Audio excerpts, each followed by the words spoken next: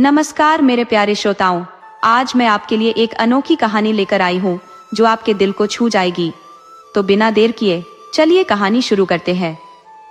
एक गांव में एक किसान अपनी पत्नी और 2 बेटियों के साथ रहता था। किसान के कोई बेटा नहीं था, इसलिए वह अपनी दोनों बेटियों को ही बेटों जैसा मानता था। वे अपनी बेटियों से बेइंतहा प्यार करते थे। किसान की पत्नी भी बहुत ही सीधी सादी थी, हमेशा पूजा पाठ करती और दूसरों के दुख में शामिल होती। किसान भी यही चाहता था कि उसकी बेटियों में भी अच्छे गुण आए, पर किसान की दोनों बेटियां बिल्कुल अलग थी। जो बड़ी बेटी थी वह अपने माता पिता के गुणों के ठीक उल्टी थी, जबकि छोटी बेटी बहुत ही भोली भाली और अपनी माँ जैसी पूजा पाठ करने वाली थी। देखने में बड़ी बहन सुंदर थी, पर छोटी बहन इतनी खूबसूरत नहीं थी। उसका रंग भी सांवला था। बड़ी बहन को अपने रूप पर बड़ा घमंड था। वह हमेशा छोटी बहन को नीचा दिखाती और किसी न किसी बात पर उससे झगड़ती रहती थी। इससे किसान बहुत परेशान होता। वह उन दोनों को बहुत समझाता, पर बड़ी बहन बिल्कुल भी समझने को तैयार नहीं होती थी। वह किसी न किसी बात पर अपनी छोटी बहन से झगड़ना शुरू कर देती थी। छोटी बहन बहुत सहनशील थी। वह अपने हिस्से की चीजें भी बड़ी बहन को दे देती थी कि यह लो, पर तब भी बड़ी बहन नहीं समझती थी। एक बार किसान की पत्नी बीमार पड़ गई। किसान के पास जो भी जमा पूंजी थी सब उसके इलाज में लगा दी, पर कोई भी दवा काम नहीं आई और किसान की पत्नी चल बसी। अब दोनों बहनें अकेली रह गई और पिता उनका बहुत मायूस था कि बहनों में बनती नहीं है, मैं इनकी परवरिश कैसे करूंगा। पर उसने सब ईश्वर पर छोड़ दिया। वह अपने खेतों में जाता, काम करता और दोनों बहनें घर के काम करती, पर आपस में लड़ती झगड़ती रहती। इससे किसान बहुत परेशान होता। अब किसान का मन ऊब चुका था। वह रोज की किटकिट से तंग आ चुका था। उसने अपनी बेटियों से कहा कि तुम दोनों घर पर रहो और मैं तीर्थ करने के लिए जा रहा हूँ। किसान अपना घर बेटियों के ऊपर सौंप कर चला गया, क्योंकि बेटियां भी अब बड़ी हो रही थी। उसने सोचा कि कहीं बाहर जाऊंगा तो थोड़ा मुझे तसल्ली मिलेगी। यहाँ तो रोज हर वक्त बेटियां आपस में झगड़ती रहती हैं। इसलिए किसान तीर्थ यात्रा के लिए कुछ दिन के लिए बाहर चला गया। अब किसान के जाते ही बड़ी बहन छोटी बहन पर धौंस जमाने लगी। उसे सारा काम कराती और उसके साथ झगड़ा करने लगती। एक दिन गांव के मुखिया ने जब देखा कि दोनों बहनें आपस में बहुत झगड़ती हैं, तो उन्होंने कहा कि किसान के कोई बेटा तो है नहीं, चलो हम दोनों बहनों का बंटवारा कर देते हैं, जिससे तुम अपना अपना काम करना। अब गांव में पंचायत बैठ गई और दोनों बहनों का बंटवारा पंचों ने कर दिया। बड़ी बहन तो घमंडी थी, उसे तो बस छोटी बहन से झगड़ा करना आता था। उसके दिल में बिल्कुल भी दया नहीं थी। लेकिन छोटी बहन बहुत भोली भाली थी। उसने पंचों की बात मान ली और कहा कि ठीक है। अब घर में 3 चीजें बच गई थी, एक कंबल, एक आम का पेड़ और एक गाय। तब बड़ी बहन ने कहा कि कोई बात नहीं, हम इतनी समझदार हैं कि दोनों बहनें आपस में इन तीनों चीजों को बांट लेंगे। पंच अपना फैसला करके अपने घर चले गए। अब दोनों बहनें जब घर आई तो बड़ी बहन छोटी बहन से कहने लगी कि देखो, हमारे पास एक ही कंबल है, तो एक काम करते हैं, दिन में कंबल तुम रखना, रात को कंबल मुझे दे देना। छोटी बहन ने कहा ठीक है। उसके बाद गाय की बारी आई तो बड़ी बहन ने कहा कि गाय का आगे का हिस्सा तुम्हारा और पीछे का हिस्सा मेरा। छोटी बहन इतनी भोली थी, जो बड़ी बहन कह रही थी ठीक है, उसने कहा कि ठीक है। अब आम के पेड़ की बारी आई तो आम के पेड़ के लिए जो बड़ी बहन ने कहा कि नीचे का हिस्सा तुम्हारा, ऊपर का हिस्सा मेरा। अब दोनों बहनों का हिस्सा हो गया। अब दिन में तो धूप निकलती थी, कंबल की जरूरत नहीं पड़ती थी, लेकिन रात को जब ठंड लगती तो बड़ी बहन कंबल लेती और आराम से सो जाती। छोटी बहन ठंड में सिकुड़ती रहती। अब बड़ी बहन जो है छोटी बहन से जो वह गाय को चारा वगैरह खिलाती, क्योंकि आगे का हिस्सा उसका था, और बड़ी बहन दूध निकाल कर आराम से पीती।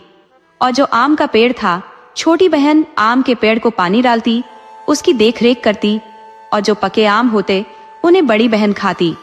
अब ऐसे ही दिन बीत रहे थे। बेचारी छोटी बहन तो इतनी भोली थी, उसे तो छल करना आता ही नहीं था। अब एक दिन उस लड़की की मौसी उसके घर आई, और जब उसने देखा कि बड़ी बहन छोटी बहन के साथ कितना अन्याय कर रही है, तो उसने छोटी बहन को कहा कि तुम मेरे साथ चलो, और उसे लेकर वे खेत पर चली गई। खेत का काम करने के बाद उसकी मौसी ने कहा, जो मैं कहूंगी क्या तुम इस बात को मानोगी? छोटी बहन ने कहा, हाँ मौसी, आप जो कहोगी वह मैं मानूंगी। तो छोटी बहन से मौसी ने कहा कि तुम्हारे हिस्से में जो चीजें हैं यह तो उनका काम मत करो। रात को जब सोए तो कंबल को तुम गीला कर दो। कंबल गीला हो जाएगा तो उसको दे देना।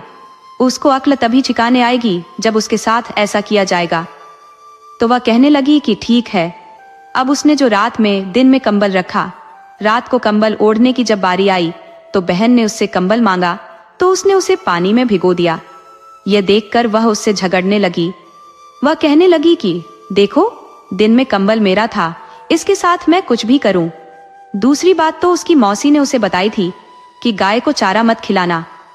अब जो छोटी बहन ने गाय को चारा नहीं खिलाया और न ही उसकी कोई सेवा की, तो जब बड़ी दूध पीने आई तो गाय ने लात मारी और सारा दूध बिखेर दिया। इससे वह सोचने लगी, क्या गाय ने ऐसा क्यों किया है? तो उसने कहा कि मैं आगे का हिस्सा मेरा, मैं चारा खिलाऊं या नहीं खिलाऊं। अब बड़ी बहन बहुत क्रोधित हुई, बहुत ही गुस्सा उसे आया और अपनी बहन से झगड़ा करने लगी। अब जो धीरे धीरे वह जो कुल्हाड़ी लेकर आम के पेड़ के पास पहुंची और पेड़ को काटने लगी। छोटी बहन तो बड़ी बहन से कहने लगी कि तुम यह क्यों काट रही हो? तो कहने लगी कि मेरा नीचे का हिस्सा है, चाहे इसे काटूं या कुछ भी करूं। अब उसने जो है कहने लगी, ठीक है बहन, तुम मुझे माफ कर दे। वह तो बड़ी कुटिल थी, उसके मन में तो ईर्ष्या भरी हुई थी। वह छोटी बहन के प्रति बहुत ही नफरत करती थी। ये सुंदर भी नहीं होती तो बड़ी को अपने रूप पर बड़ा घमंड था। तो उसने चाल चली और कहने लगी, ठीक है बहन, आज से हम दोनों मिलकर रहेंगे और दोनों मिलकर खाएंगे पिएंगे। अब कुछ दिन बाद किसान आया तो बड़ी बहन तो घमंड में थी, इसको सबक सिखाऊंगी।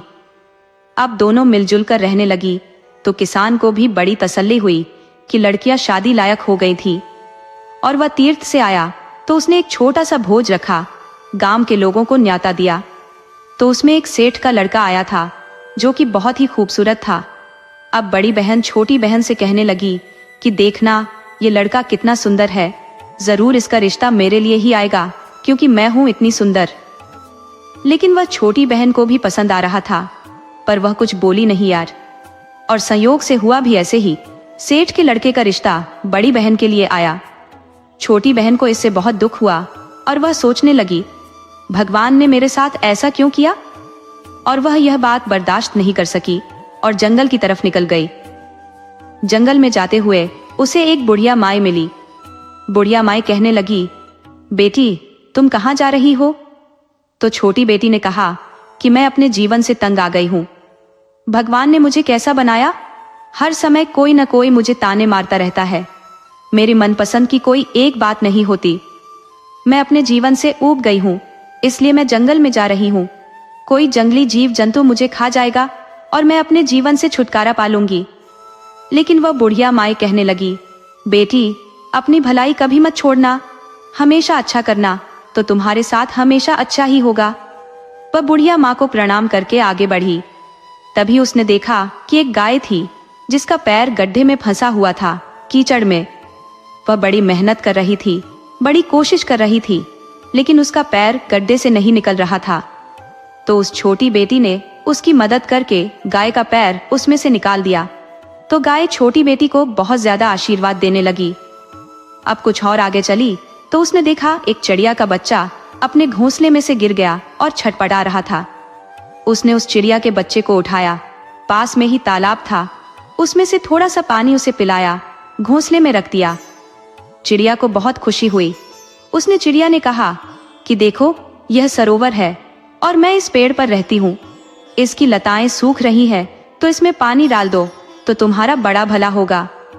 अब जो उस लड़की ने तालाब से पानी लिया और उस पेड़ की लताओं में पानी डाला, मतलब पानी देते ही लताएं हरी भरी हो गई। अब जो लताएं कहने लगी कि तुम हमारी एक बात मानो, इस तालाब में स्नान करो। अब लड़की स्नान करने के लिए तालाब में उतरी। जैसे ही उसने डुबकी लगाई, उसकी सारी काया एकदम इतनी सुंदर हो गई, कंचन काया उसकी बन गई, एकदम गोरा रंग उसका हो गया। वह बाहर निकली तो बड़ी हैरान थी कि उसका जो सांवला रंग था वह इतना गोरा हो गया वह सुंदर हो गई। अब वह खुशी खुशी अपने घर की तरफ चल दी। जब वह अपने घर की तरफ चल दी तो घर पहुंची तो बड़ी बहन उसे देखकर हक्की बक्की रह गई और कहने लगी, ये तूने क्या किया? तू इतनी खूबसूरत कैसे हो गई? छोटी बहन थी, वह भूली। उसने सारी बात बड़ी बहन को बता दी। अब बड़ी बहन ने सोचा कि मैं तो हूं ही सुंदर, और उस तालाब में स्नान करूंगी तो और सुंदर हो जाऊंगी, छोटी बहन से ज्यादा सुंदर हो जाऊंगी। उसे अपने रूप का बड़ा घमंड था, तो वह भी जंगल की तरफ चल दी। अब जंगल में जाते हुए उसे फिर वही बुढ़िया मिली। उसने बुढ़िया को न तो प्रणाम किया, न ही कुछ कहा। फिर उस बुढ़िया ने उससे पूछा, बेटी तुम कहाँ जा रही हो? तो वह उसे अनसुना करके चल दी और कहने लगी, तुम्हें क्या मतलब है मैं कहाँ जा रही हूँ? फिर भी बुढ़िया माँ ने कहा कि बेटी अपनी भलाई मत छोड़ना, अगर तुम अच्छा करोगे तो तुम्हारे साथ अच्छा ही होगा। लेकिन बड़ी बहन सुनने को तैयार नहीं थी। वह उसे अनदेखा करके आगे बढ़ गई। आगे गई तो वहीं गाय कीचड़ में फंसी हुई थी। गाय ने कहा कि तुम मेरी मदद कर दो, मेरा पैर कीचड़ में फंसा हुआ है, मैं निकाल नहीं पा रही हूँ। तो बड़ी बहन ने कहा, मुझे इतना टाइम कहाँ है कि मैं तुम्हारी मदद करती। फिर वह फिर आगे बढ़ गई। गाय की उसने कोई मदद नहीं की। अब आगे गई तो उसने देखा एक चिड़िया का बच्चा नीचे गिर पड़ा है। चिड़िया बोली, बहन मेरा बच्चा तड़प रहा है, नीचे गिर गया, उसे थोड़ा पानी पिलाकर इसे मेरे घोंसले में रख दो। वह कहने लगी, हूँ इतना टाइम मुझे कहाँ है जो मैं तुम्हारा इतना काम करती। और उसने देखा लताओं ने भी कहा, जो पेड़ की लताएं सूख गई थी, कि बहन हमें थोड़ा सा पानी डाल दो तो हम हरी भरी हो जाएंगी। तो वह कहने लगी, मुझे इतना टाइम नहीं है कि मैं किसी के लिए यह करती। फिर वह तालाब को देखकर बहुत खुश हुई और वह तालाब के अंदर चली गई। तालाब के अंदर जाते ही उसने जैसे ही डुबकी लगाई, तालाब कीचड़ से भर गया और वह सारी कीचड़ में लथपथ हो गई। यह देखकर बड़ी हैरान हुई कि मेरे साथ क्या हुआ है। अब वह अपने घर की तरफ रोती हुई चली तो अपनी बहन से जाकर झगड़ा करने लगी और कहने लगी, तूने मेरे साथ बहुत धोखा किया। वह कहने लगी, अरे मैंने तुम्हारे साथ कोई धोखा नहीं किया है। जब यह झगड़ रही थी तो सेठ का बेटा अब यह संयोगवश उस दरवाजे पर खड़ा सब सुन रहा था। छोटी बहन कहने लगी कि मैंने तुम्हारे साथ कोई धोखा नहीं किया, मैंने तो जिसकी भी मदद करी तो सबने मुझे आशीर्वाद दिया। तुम तो हमेशा अपनी खूबसूरती के घमंड में रहती हो। बचपन से लेकर आज तक तुमने मुझे बहुत दुख दिए हैं, लेकिन कोई नहीं, मैं तुम्हें बड़ी बहन समझकर छोड़ती रही। ये मेरा दिल नहीं मानता, मैं तुम्हें आज भी अपनी बहन मानती हूँ, मैं तुमसे क्यों गलत बोलूंगी। अब सेठ का लड़का खड़ा हुआ सब बातें सुन रहा था। उसने पूरी बात सुनी तो उसने निर्णय लिया कि वह छोटी बहन से शादी करेगा, जो कि भोली भाली और संस्कारी है। बड़ी बहन तो घमंडी है, उसके साथ तो उसकी जिंदगी बर्बाद हो जाएगी। अब उसने अपना फैसला बदल दिया। बड़ी बहन अपना सिर पटक पटक कर रोने लगी कि यह ऐसा क्यों हो गया। वह लड़का उसे भी बहुत पसंद था और जो सेठ के लड़के की छोटी बहन के साथ धूमधाम से शादी हो गई। अब बड़ी बहन अपनी करनी पर पछताने लगी कि वह अपने घमंड के कारण आज तक सब कुछ कमाती हुई आई है। उसने कभी अच्छा नहीं किया और उसकी छोटी बहन ने उसे समझाया और पूजा पाठ करने की सलाह दी, दूसरों की मदद करने की सलाह दी, तो बड़ी बहन की समझ में आ गया। अब वह छोटी बहन के पैरों में गिरकर माफी मांगने लगी और वह भी फिर सुधर गई। अब वह भी एक संस्कारवान लड़की बन गई थी। उसके लिए भी उचित लड़का देखकर उसकी भी शादी कर दी। दोनों बहनों के घर बस गए और दोनों खुशी से रहने लगे। अगर दोस्तों आपको हमारी कहानी पसंद आई हो तो प्लीज हमारे चैनल को लाइक करें, सब्सक्राइब करें और शेयर करें। राधे राधे।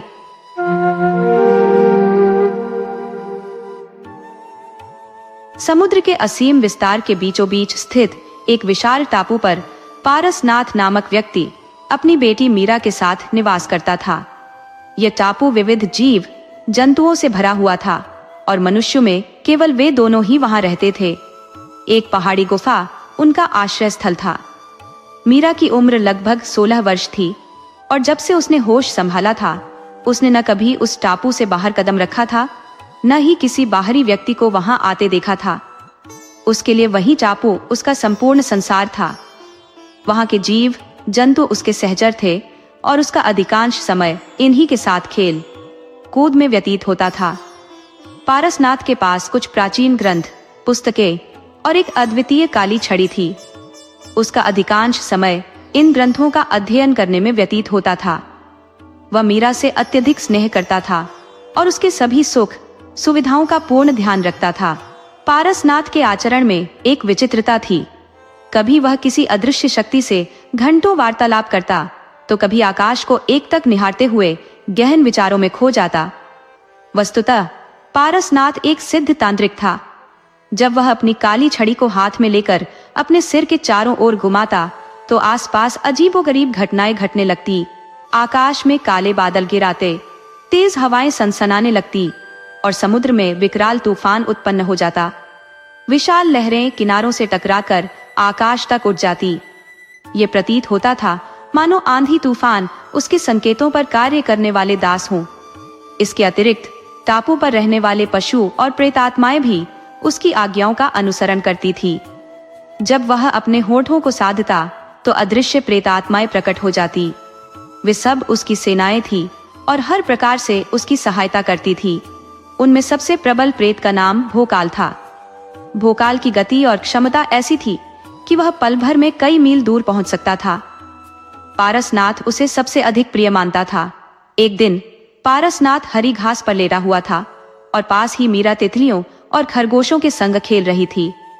ठंडी हवाओं के मधुर झोंके उसे सुकून प्रदान कर रहे थे। शीघ्र ही वह गहरी नींद में लीन हो गया और खर्राटे लेने लगा। अचानक वह चौंक कर जाग उठा और जोर से बदला बदला चिल्लाने लगा। उसका शरीर पसीने से भीग चुका था। उसकी सांसें भारी थी और आंखें रक्तिम हो चुकी थी। क्रोध से भरे हुए उसने समुद्र की ओर घूरना शुरू कर दिया। पारसनाथ अपनी समस्त तांत्रिक गतिविधियों को मीरा से यथासंभव छुपाकर रखता था। वह नहीं चाहता था कि इन क्रियाओं का उसकी मासूम बेटी के कोमल मन और विचारों पर प्रतिकूल प्रभाव पड़े। लेकिन आज वह अपनी इस सतर्कता को भुला बैठा। उसकी रक्तिम आंखें समुद्र में दूर तैरते एक छोटे जहाज पर स्थिर हो गई। कुछ ही क्षणों में शांत दिखने वाले समुद्र के गर्भ से अचानक एक उथल पुथल उठ खड़ी हुई। घने काले बादल आकाश पर छा गए। लहरें गर्जना करते हुए उफान पर आ गईं। तेज आंधी ने जल में भंवर उत्पन्न कर दिए। बिजली की कड़कड़ाहट मानो धरती पर गिरने को व्याकुल हो उठी। समुद्र की उत्ताल तरंगों के मध्य वह जहाज कागज की एक छोटी सी नाव की भांति डगमगाने लगा। कभी जहाज दाईं ओर झुकता तो कभी बाईं ओर।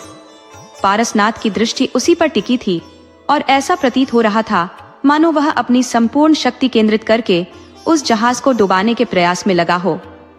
इस अद्भुत संघर्ष के बीच अंततः समुद्री लहरों ने विजय प्राप्त की। वे उस जहाज को तिनके की तरह बहाकर अपने साथ कहीं दूर ले गई।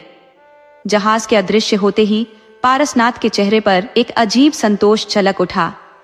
उसने एक जोरदार अट्टहास किया। पास खड़ी मीरा इस पूरे दृश्य को देख रही थी। समुद्र के इस रौद्र रूप से उसका मन भय से कंपित हो उठा। वह दौड़कर अपने पिता के पास पहुंची। पिताजी, मीरा ने कांपते हुए स्वर में कहा, यह सब क्या था? मुझे बहुत डर लग रहा है। डरो मत मीरा। पारसनाथ ने उसके सिर पर सांत्वना से हाथ फेरा। फिर उसने मीरा का चेहरा समुद्र की ओर घुमाया और अपनी उंगली से संकेत करते हुए बोला, क्या तुम्हें वह चमकीली चीज दिख रही है? जी पिताजी, मीरा ने भयभीत स्वर में कहा और सिर हिलाते हुए उस दिशा में देखा। उसे जहाज कहते हैं। पारसनाथ ने ठंडे स्वर में उत्तर दिया। उसे यहाँ लाने के लिए मैंने अपने जादू से समुद्र में तूफान उत्पन्न किया। लेकिन आपने ऐसा क्यों किया पिताजी? मीरा ने डरी हुई आवाज में पूछा। वह जहाज डूबने वाला है। उसके यात्री सहायता के लिए पुकार रहे हैं। भगवान के लिए तूफान को रोक दीजिए पिताजी, नहीं तो सब मर जाएंगे। पारसनाथ ने गंभीर स्वर में कहा। मीरा, यदि तुम्हें वास्तविकता का ज्ञान होता तो तुम कभी मुझसे इस तूफान को रोकने का अनुरोध न करती। तुम्हें यह नहीं पता कि उस जहाज में सवार लोग कौन है? मीरा ने जिज्ञासावश पूछा। वे कौन हैं पिताजी, और आप उन्हें कैसे जानते हैं? पारसनाथ ने एक गहरी सांस ली और कहा, बेटी, आज तक मैंने तुमसे एक ऐसा रहस्य छुपाया है जो हमारे अतीत से गहराई से जुड़ा हुआ है। लेकिन अब वह समय आ गया है जब तुम्हें इसके बारे में सब कुछ जानना चाहिए, क्योंकि उनके यहाँ पहुंचने से पहले ये आवश्यक है कि तुम जान लो कि वे कौन है और उनसे तुम्हारा क्या नाता है। तभी तुम पूरी घटना को सही तरीके से समझ पाओगी। इसके बाद पारसनाथ अपने अतीत की परतें खोलने लगा। उसने कहा, यहाँ से बहुत दूर समुद्र के पार एक अद्भुत और रमणीय राज्य है। वर्षों पहले मैं उस राज्य का राजा था। उस समय तुम बहुत छोटी थी। तुम्हारे जन्म के कुछ ही समय बाद तुम्हारी माँ का स्वर्गवास हो गया। तभी से मैं पिता और माँ दोनों का दायित्व निभा रहा हूँ। हमारे पास समृद्धि की कोई कमी नहीं थी। नौकर चाकर, अपार धन दौलत, हाथी घोड़े, सब कुछ था। लेकिन तुम मेरी इकलौती संतान थी और इसलिए मैं तुम्हें लेकर अत्यधिक चिंतित रहता था। मेरा अधिकांश समय तुम्हारी देखभाल में व्यतीत होता था। बाकी समय में मेरा शौक था प्राचीन ग्रंथों और ग्रंथालयों में डूबे रहना। मेरे दरबार में एक महामंत्री था जिसे मैं अपने छोटे भाई समान मानता था। वह निपुण, बहादुर और चतुर कूटनीतिज्ञ था। इसलिए मैंने राजकाज की सारी जिम्मेदारी उसे सौंप दी थी। लेकिन जैसे जैसे उसे सिंहासन के अधिकार मिले, उसके हृदय में लालच घर करने लगा। उसने सोचा, जब तुम बड़ी हो जाओगी तो मैं उससे सारे अधिकार वापस लेकर स्वयं राज्य का शासन संभाल लूंगा। यहीं से उसकी सोच दूषित हो गई। उसने मुझे हटाकर स्वयं राजा बनने का स्वप्न देखना शुरू कर दिया। लेकिन मेरे जीवित रहते यह असंभव था। इसलिए उसने एक भयंकर षड्यंत्र की योजना बना डाली। एक दिन महामंत्री ने समुद्र यात्रा का आयोजन किया और मुझे भी इस योजना में सम्मिलित किया। तय तिथि पर मैं और तुम जहाज पर सवार होकर इस यात्रा पर निकल पड़े। जहाज के कप्तान और सभी कर्मचारी उसी महामंत्री के विश्वास पात्र थे। जब जहाज समुद्र, उसने सोचा, जब तुम बड़ी हो जाओगी तो मैं उससे सारे अधिकार वापस लेकर स्वयं राज्य का शासन संभाल लूंगा। यहीं से उसकी सोच दूषित हो गई। उसने मुझे हटाकर स्वयं राजा बनने का स्वप्न देखना शुरू कर दिया। लेकिन मेरे जीवित रहते यह असंभव था। कि मध्य में पहुंचा तो उन्होंने हमें धोखे से एक छोटी नाव में डाल दिया और लहरों के हवाले कर दिया, ये सोचकर कि समुद्र हमें निगल जाएगा। लेकिन जहाज के मल्लाह ने, जो मेरा परम विश्वास पात्र था, पहले ही नाव में खाने पीने का सामान और मेरे सभी ग्रंथ छुपाकर रख दिए थे। समुद्र की अनजान दिशाओं में लहरों से जूझती हमारी नाव बढ़ती रही। उस समय मुझे तुम्हारी सबसे अधिक चिंता थी। मैं तुम्हें अपनी छाती से लगाकर नाव को दिशा देने का प्रयास कर रहा था। दिन बीतते गए और धीरे धीरे हमारे पास बचा हुआ भोजन और जल भी समाप्त हो गया। थकावट और भूख से बेहाल होकर मैंने ईश्वर से प्रार्थना करना शुरू कर दिया। अंततः हमारी पुकार सुन ली गई और हमारी नाव एक दिन इस हरियाली से भरपूर द्वीप के किनारे आ लगी। तभी से हम इस टापू को अपना ठिकाना बनाकर रह रहे हैं। अपने अतीत की यह दुख भरी गाथा सुनकर मीरा की आंखों में आंसू छलक आए। वह भावुक होकर अपने पिता के गले से लिपट गई। तभी अचानक पारसनाथ ने एक आवाज सुनी। यह आवाज भोकाल नामक प्रेत की थी, जो पारसनाथ का सहायक था। स्वामी, मैं लौट आया हूँ, भोकाल ने कहा। पारसनाथ ने सोचा कि अपनी बेटी के समक्ष अदृश्य शक्तियों के साथ वार्तालाप करना उसे भयभीत कर सकता है। इसलिए उसने मंत्र का उच्चारण किया और मीरा को गहरी निद्रा में सुला दिया। फिर उसने प्रेत से संवाद करते हुए पूछा, आओ प्रेतराज, क्या समाचार लाए हो? जहाज के यात्रियों की क्या स्थिति है? भोकाल ने उत्तर दिया, स्वामी, जैसा आपने आदेश दिया था मैंने वैसा ही किया। मैंने अपनी समस्त शक्ति लगाकर समुद्र में भयंकर तूफान उत्पन्न किया, जिससे जहाज तिनके की भांति डगमगाने लगा। उस दृश्य को देखकर सभी यात्रियों के होश उड़ गए। आपका महामंत्री भयभीत होकर सहायता की गुहार लगाने लगा और मल्लाह के पैरों पर गिरकर प्राण बचाने की प्रार्थना करने लगा। लेकिन उसका पुत्र विराट अत्यंत साहसी और निर्भीक निकला। वह स्वयं एक छोटी नाव लेकर इस टापू की ओर बढ़ रहा है। जहाज के डूबने के बाद अन्य यात्री भी अलग अलग तरीकों से इस टापू की ओर आने का प्रयास कर रहे हैं, किंतु आप निश्चिंत रहे, वे सभी सुरक्षित हैं। घटना का समूचा वृत्तांत सुनकर पारसनाथ हर्षित हो उठा और बोला, प्रेतराज, आज तुमने एक अत्यंत महत्वपूर्ण कार्य संपन्न किया है। इस उपकार के प्रतिफल स्वरूप मैं शीघ्र ही तुम्हें बंधन मुक्त कर दूंगा, ताकि तुम अपने स्वजनों के साथ पुनर्मिलन कर सको। अब तुम शीघ्र ही सभी यात्रियों को सुरक्षित यहाँ ले आओ। ध्यान रहे, कोई भी यात्री किसी प्रकार का अनिष्ट न झेले। मेरे महामंत्री का विशेष ध्यान रखना, क्योंकि मुझे उसके साथ एक पुराना हिसाब पूरा करना है। पारसनाथ की आज्ञा सुनते ही प्रेतराज वहां से अंतर्धान हो गया। उधर विराट अपनी नाव को बड़े कौशल के साथ टापू की ओर खे रहा था। पारसनाथ के निर्देशानुसार प्रेतराज भोकाल ने विराट के आसपास सुरम्य संगीत की मधुर ध्वनियां फैला दी थी। इन ध्वनियों के प्रभाव से विराट हाल ही की घटनाओं को भूल सा गया और निर्विघ्न रूप से उस दिशा में नाव खींचने लगा जहां पारसनाथ और मीरा उपस्थित थे। कई प्रयत्नों के बाद विराट की नाव अंततः टापू के किनारे आ लगी। जैसे ही उसने टापू पर कदम रखा, मीरा की दृष्टि उस पर पड़ी। अपने पिता के अतिरिक्त मीरा ने जीवन में कभी किसी पुरुष को नहीं देखा था।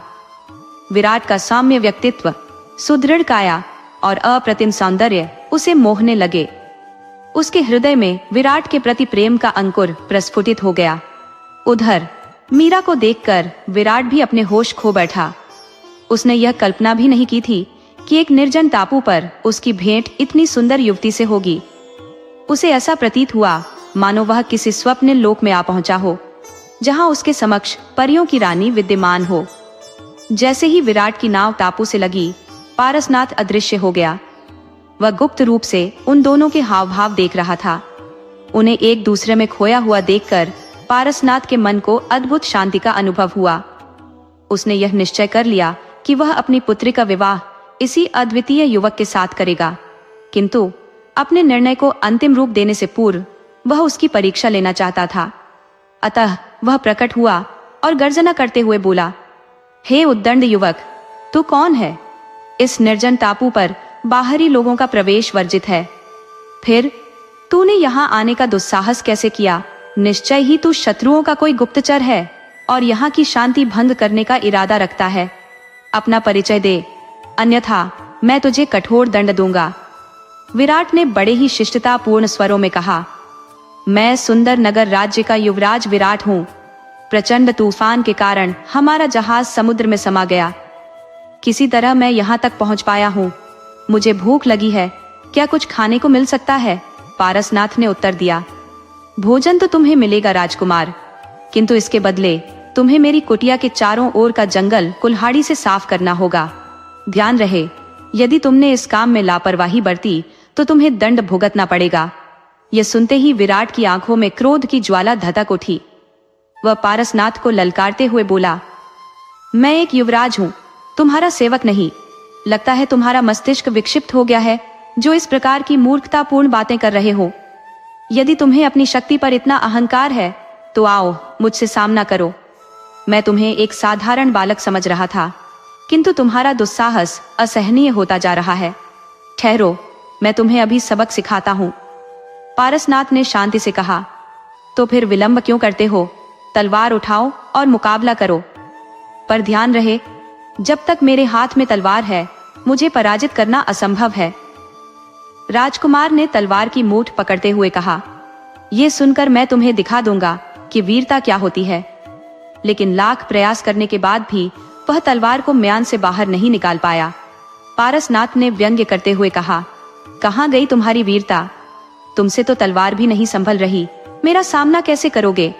यदि मैं चाहूं तो अभी तुम्हारा अंत कर सकता हूं, किंतु मैं असहाय पर वार नहीं करता। यदि अपनी भलाई चाहते हो तो मेरी सेवा स्वीकार कर लो। विवश होकर राजकुमार ने सिर झुका दिया। पारसनाथ ने उसे कुल्हाड़ी थमाते हुए कहा, अब काम में लग जाओ, मैं सांध्य तक लौटूंगा, तब तक यह पूरा जंगल साफ हो जाना चाहिए। पिता का इतना कठोर व्यवहार देखकर मीरा व्यथित हो उठी। उसने कहा, पिताजी, ये राजकुमार है, इसने जीवन में कभी पानी तक अपने हाथ से नहीं पिया। इतना कठिन कार्य यह कैसे कर सकेगा? कुल्हाड़ी पकड़ने मात्र से इसके हाथ छिल जाएंगे। आप इतने निर्दयी न बने, इसे क्षमा कर दे।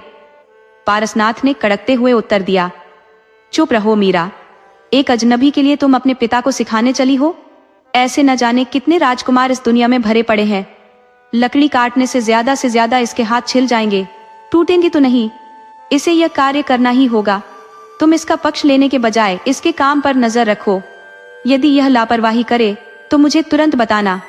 ये कहकर पारसनाथ वहां से चला गया, लेकिन थोड़ी दूर जाकर अदृश्य हो गया और उनकी बातचीत सुनने के लिए लौट आया। पिता की कठोरता और राजकुमार की विवशता को देख मीरा की आंखें भर आईं। उसने राजकुमार से कहा, पिताजी की ओर से मैं आपसे क्षमा याचना करती हूँ। यकीन मानिए, वे इतने कठोर और निष्ठुर नहीं है, लेकिन कभी कभी उनका स्वभाव ऐसा अप्रत्याशित रूप से बदल जाता है। मुझे पूरा भरोसा है कि वे जल्द ही लौटकर आपको इस कार्य से मुक्त कर देंगे। कृपया आप बिल्कुल भी व्यथित न हो, राजकुमार ने शांत स्वर में उत्तर दिया। मीरा, मुझे न तो किसी से कोई शिकायत है और न ही मेरे मन में किसी के प्रति विद्वेष, लेकिन एक सत्य जो मैं छिपा नहीं सकता वह यह है कि मैं तुमसे प्रेम करने लगा हूं। तुम्हें अपने साथ ले जाना चाहता हूं। तुम मेरी हृदय की रानी बनकर सदा मेरे पास रहोगी। मीरा ने भी झिझकते हुए अपने हृदय की बात प्रकट की। राजकुमार, मैं भी आपको मन ही मन चाहने लगी हूँ। मैंने अपना तन मन आपको समर्पित कर दिया है। जहां भी आप रहेंगे मैं वहीं रहकर आपकी सेवा करूंगी। उनकी भावनाओं के इस आदान प्रदान को सुनकर पारसनाथ, जो अब तक छिपा हुआ था, प्रकट हो गया। उसने सौम्य स्वर में कहा, मेरा आशीर्वाद सदा तुम दोनों के साथ रहेगा। तुम जहां भी रहो सदा प्रसन्न रहो। मीरा और विराट ने विस्मित होकर पारसनाथ को देखा। तभी महामंत्री और उनके अन्य साथी प्रेतराज भोकाल के साथ वहां पहुंचे। महामंत्री अब तक यह मान चुके थे कि तूफान ने उनके पुत्र को छीन लिया है। इस आघात ने उनके चेहरे पर गहरी उदासी छा दी थी, लेकिन जब उन्होंने विराट को एक सुंदर युवती के साथ देखा तो उनकी प्रसन्नता का ठिकाना न रहा। दौड़कर उन्होंने अपने पुत्र को गले लगा लिया। इस पुनर्मिलन के दौरान महामंत्री की दृष्टि पारसनाथ पर पड़ी, लेकिन वह उसे पहचान नहीं सके। तब पारसनाथ आगे बढ़कर बोला, आओ महामंत्री, मेरे भाई, मुझसे गले मिलो। मैं कब से तुम्हें गले लगाने के लिए तरस रहा हूँ। वर्षों पहले हमारी कमजोरियों ने हमें अलग कर दिया था, लेकिन आज ईश्वर की कृपा से हम फिर से एक हो रहे हैं। ये सुनते ही महामंत्री ने पारसनाथ को पहचान लिया। अपने अतीत के दुष्कृत्यों की याद आते ही उनकी आंखें झुक गईं। वे घुटनों के बल बैठकर पारसनाथ से क्षमा मांगने लगे। पारसनाथ ने उन्हें उठाकर गले से लगाते हुए स्नेहपूर्ण स्वर में कहा, भाई, जीवन में ऐसी घटनाएं घटती रहती हैं। लालच मनुष्य को अंधा बना देता है, लेकिन इंसान वही है जो दूसरों की गलतियों को माफ कर सके। मैंने तुम्हें उसी दिन क्षमा कर दिया था जिस दिन तुम्हारे सेवकों ने हमें समुद्र में छोड़ दिया था। अब आओ, सारे शिकवे भुलाकर इस जोड़े को अपना आशीर्वाद दे और इन्हें नई जिंदगी की शुरुआत करने दे। महामंत्री ने प्रसन्नता पूर्वक दोनों को आशीर्वाद दिया। इसके बाद उस टापू पर खुशियों की बौछार होने लगी।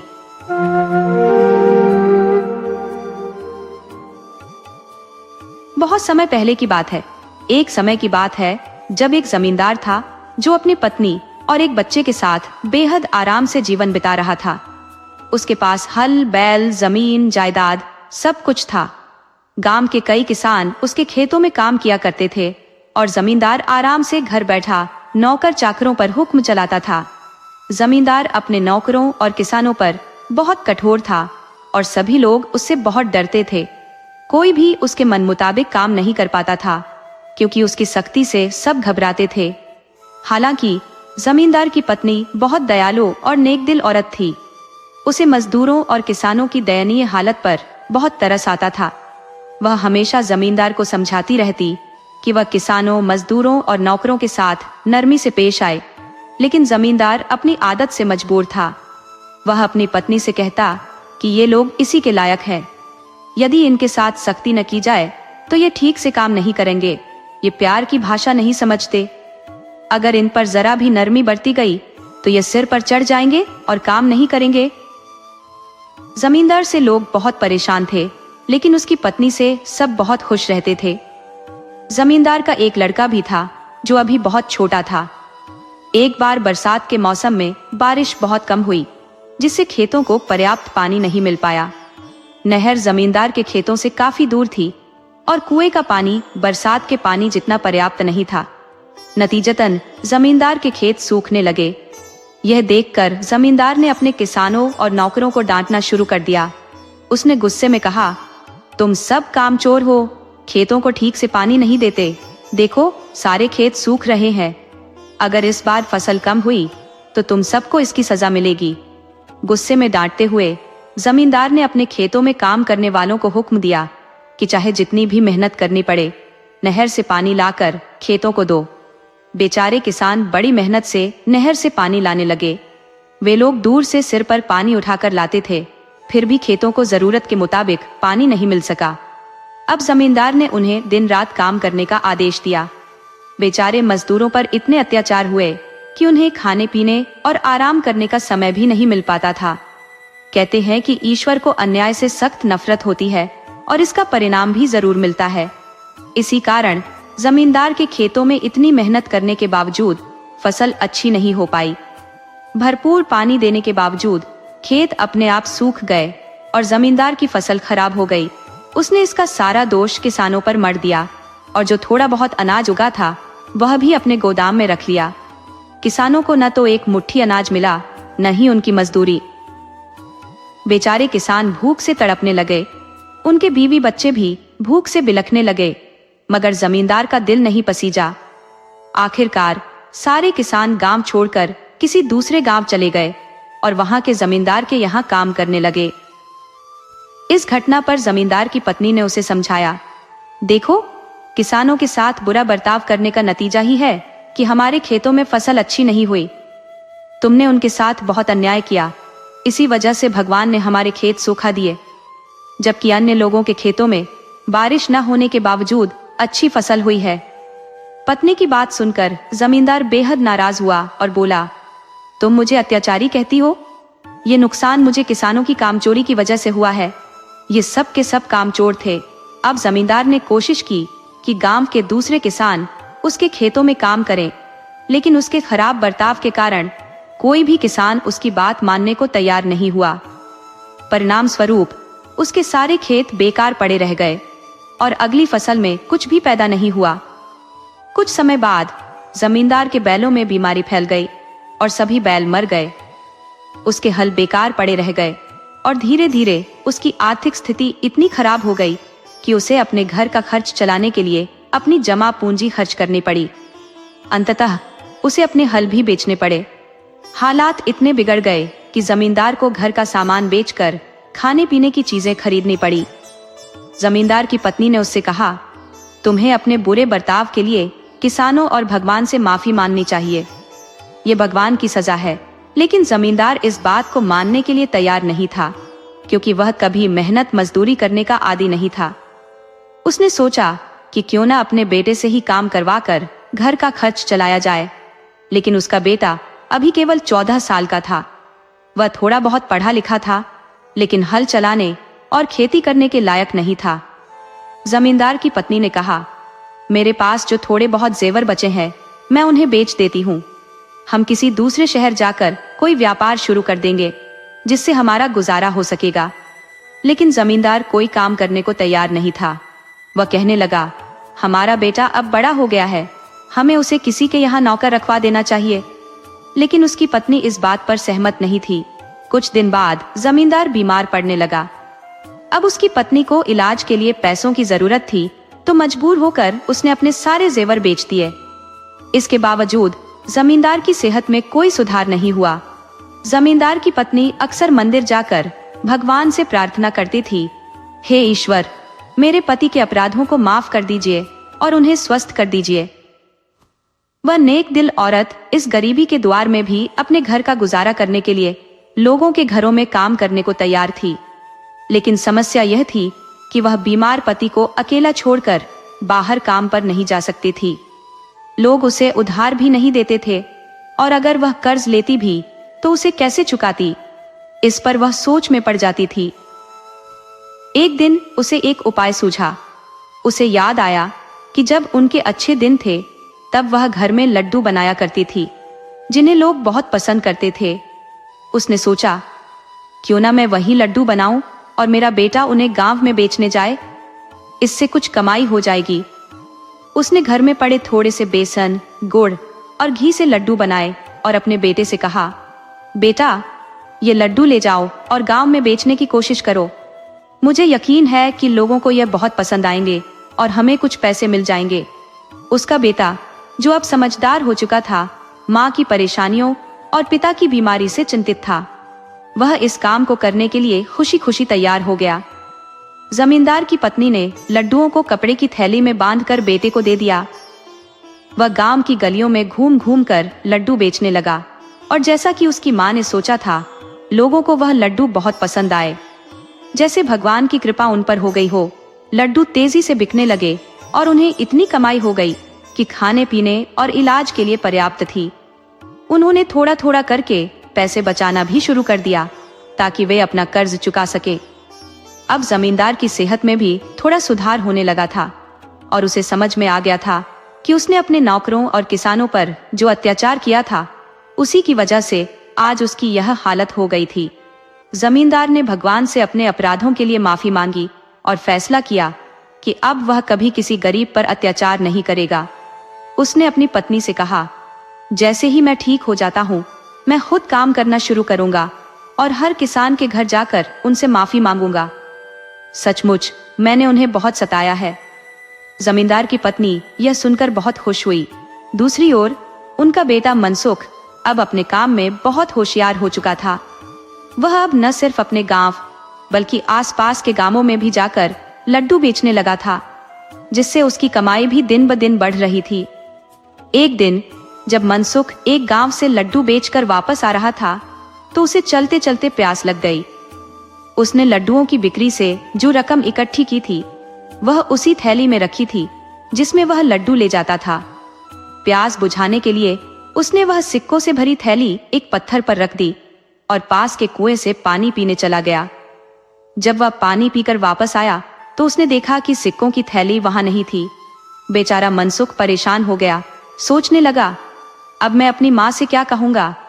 यह सुनकर तो वह बहुत दुखी हो जाएगी।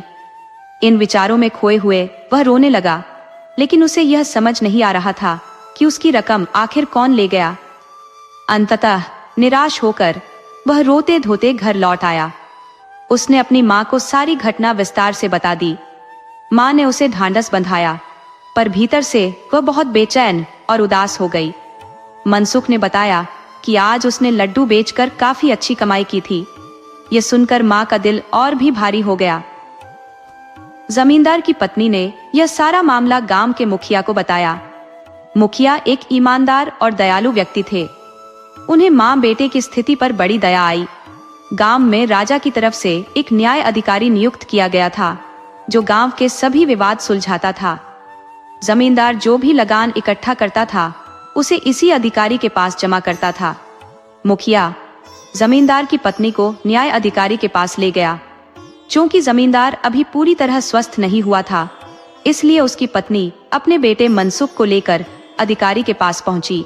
न्याय अधिकारी ने मनसुख की पूरी बात ध्यान से सुनी और फिर जमींदार की पत्नी से पूछा, तुम लड्डू बनाने में कौन कौन सी सामग्री का उपयोग करती हो?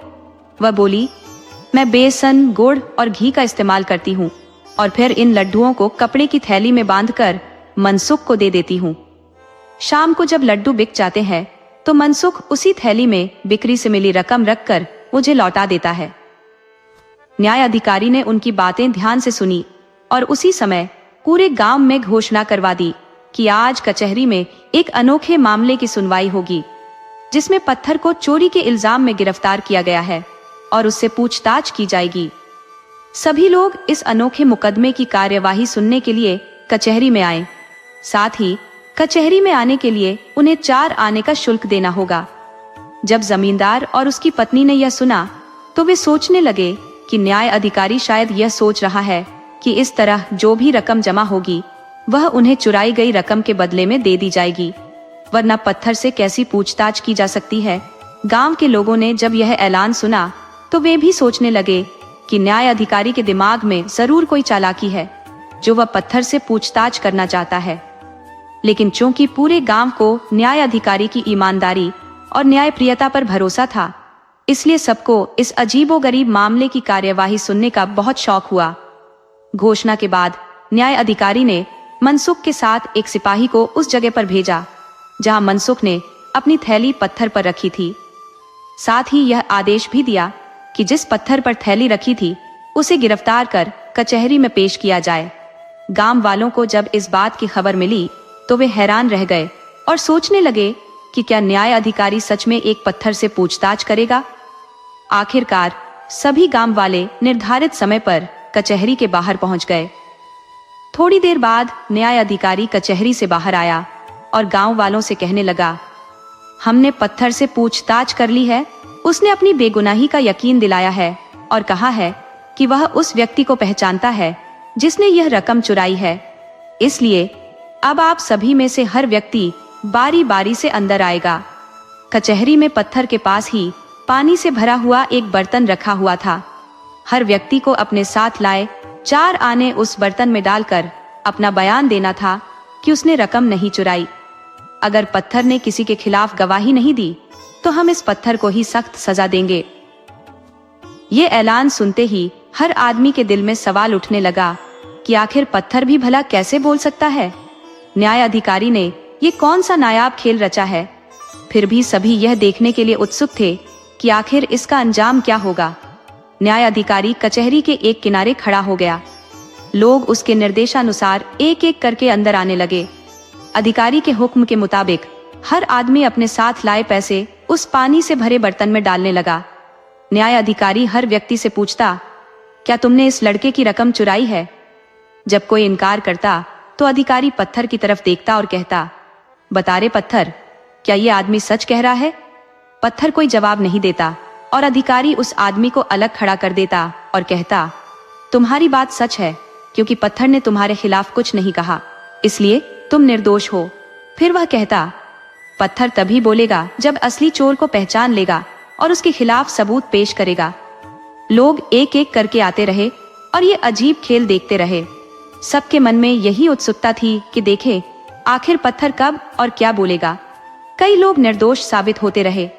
अंततः एक आदमी ने जैसे ही 4 आने उस बर्तन में डाले, न्याय अधिकारी ने उसे गौर से देखा और पूछा, क्या तुमने इस लड़के की रकम चुराई है। उस आदमी ने मना कर दिया। इसके बाद अधिकारी ने बर्तन के अंदर झांका और तुरंत सिपाही को आदेश दिया, इस आदमी को गिरफ्तार कर लो क्योंकि इस पत्थर ने इसकी पहचान चोर के रूप में की है। साथ ही उसने कहा, जो सबूत पत्थर ने दिया है वह भी सबके सामने पेश किया जाएगा। उस आदमी को पकड़कर न्याय अधिकारी सबके सामने ले गया और बोला, पत्थर ने इस आदमी को चोर साबित कर दिया है, इसलिए इसे आदेश दिया जाता है कि वह मनसुख के सारे पैसे लौटा दे, वरना इसे जेल में डाल दिया जाएगा और इसके हल बैल भी बेच दिए जाएंगे। ये सुनकर सब लोग हैरान रह गए। कभी वे अधिकारी को देखते, कभी उस आरोपी को और कभी उस पत्थर को। वह आदमी बार बार अपनी बेगुनाही की दुहाई दे रहा था। तब अधिकारी ने कहा, तुम इस तरह से अपनी गलती मानने वाले नहीं हो, लेकिन अब हम पत्थर के दिए सबूत को सबके सामने रखेंगे। तब सबको यकीन हो जाएगा कि तुम ही असली चोर हो, लेकिन तब तुम्हें वही सजा दी जाएगी जो पहले बताई गई है। इसलिए बेहतर यही होगा कि तुम अपना अपराध मान लो, वरना जेल में डाल दिए जाओगे और अपने हल बैल से भी हाथ धो बैठोगे। आखिरकार उस आदमी ने अपना गुनाह कबूल कर लिया कि मनसुख की थैली उसने ही चुराई थी।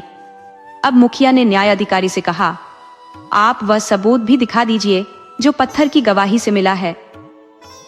न्याय अधिकारी मुस्कुराया और बोला, असल में यह पत्थर तो बेजान है। आप सब जानते हैं कि इसकी न आंखें हैं न जुबान।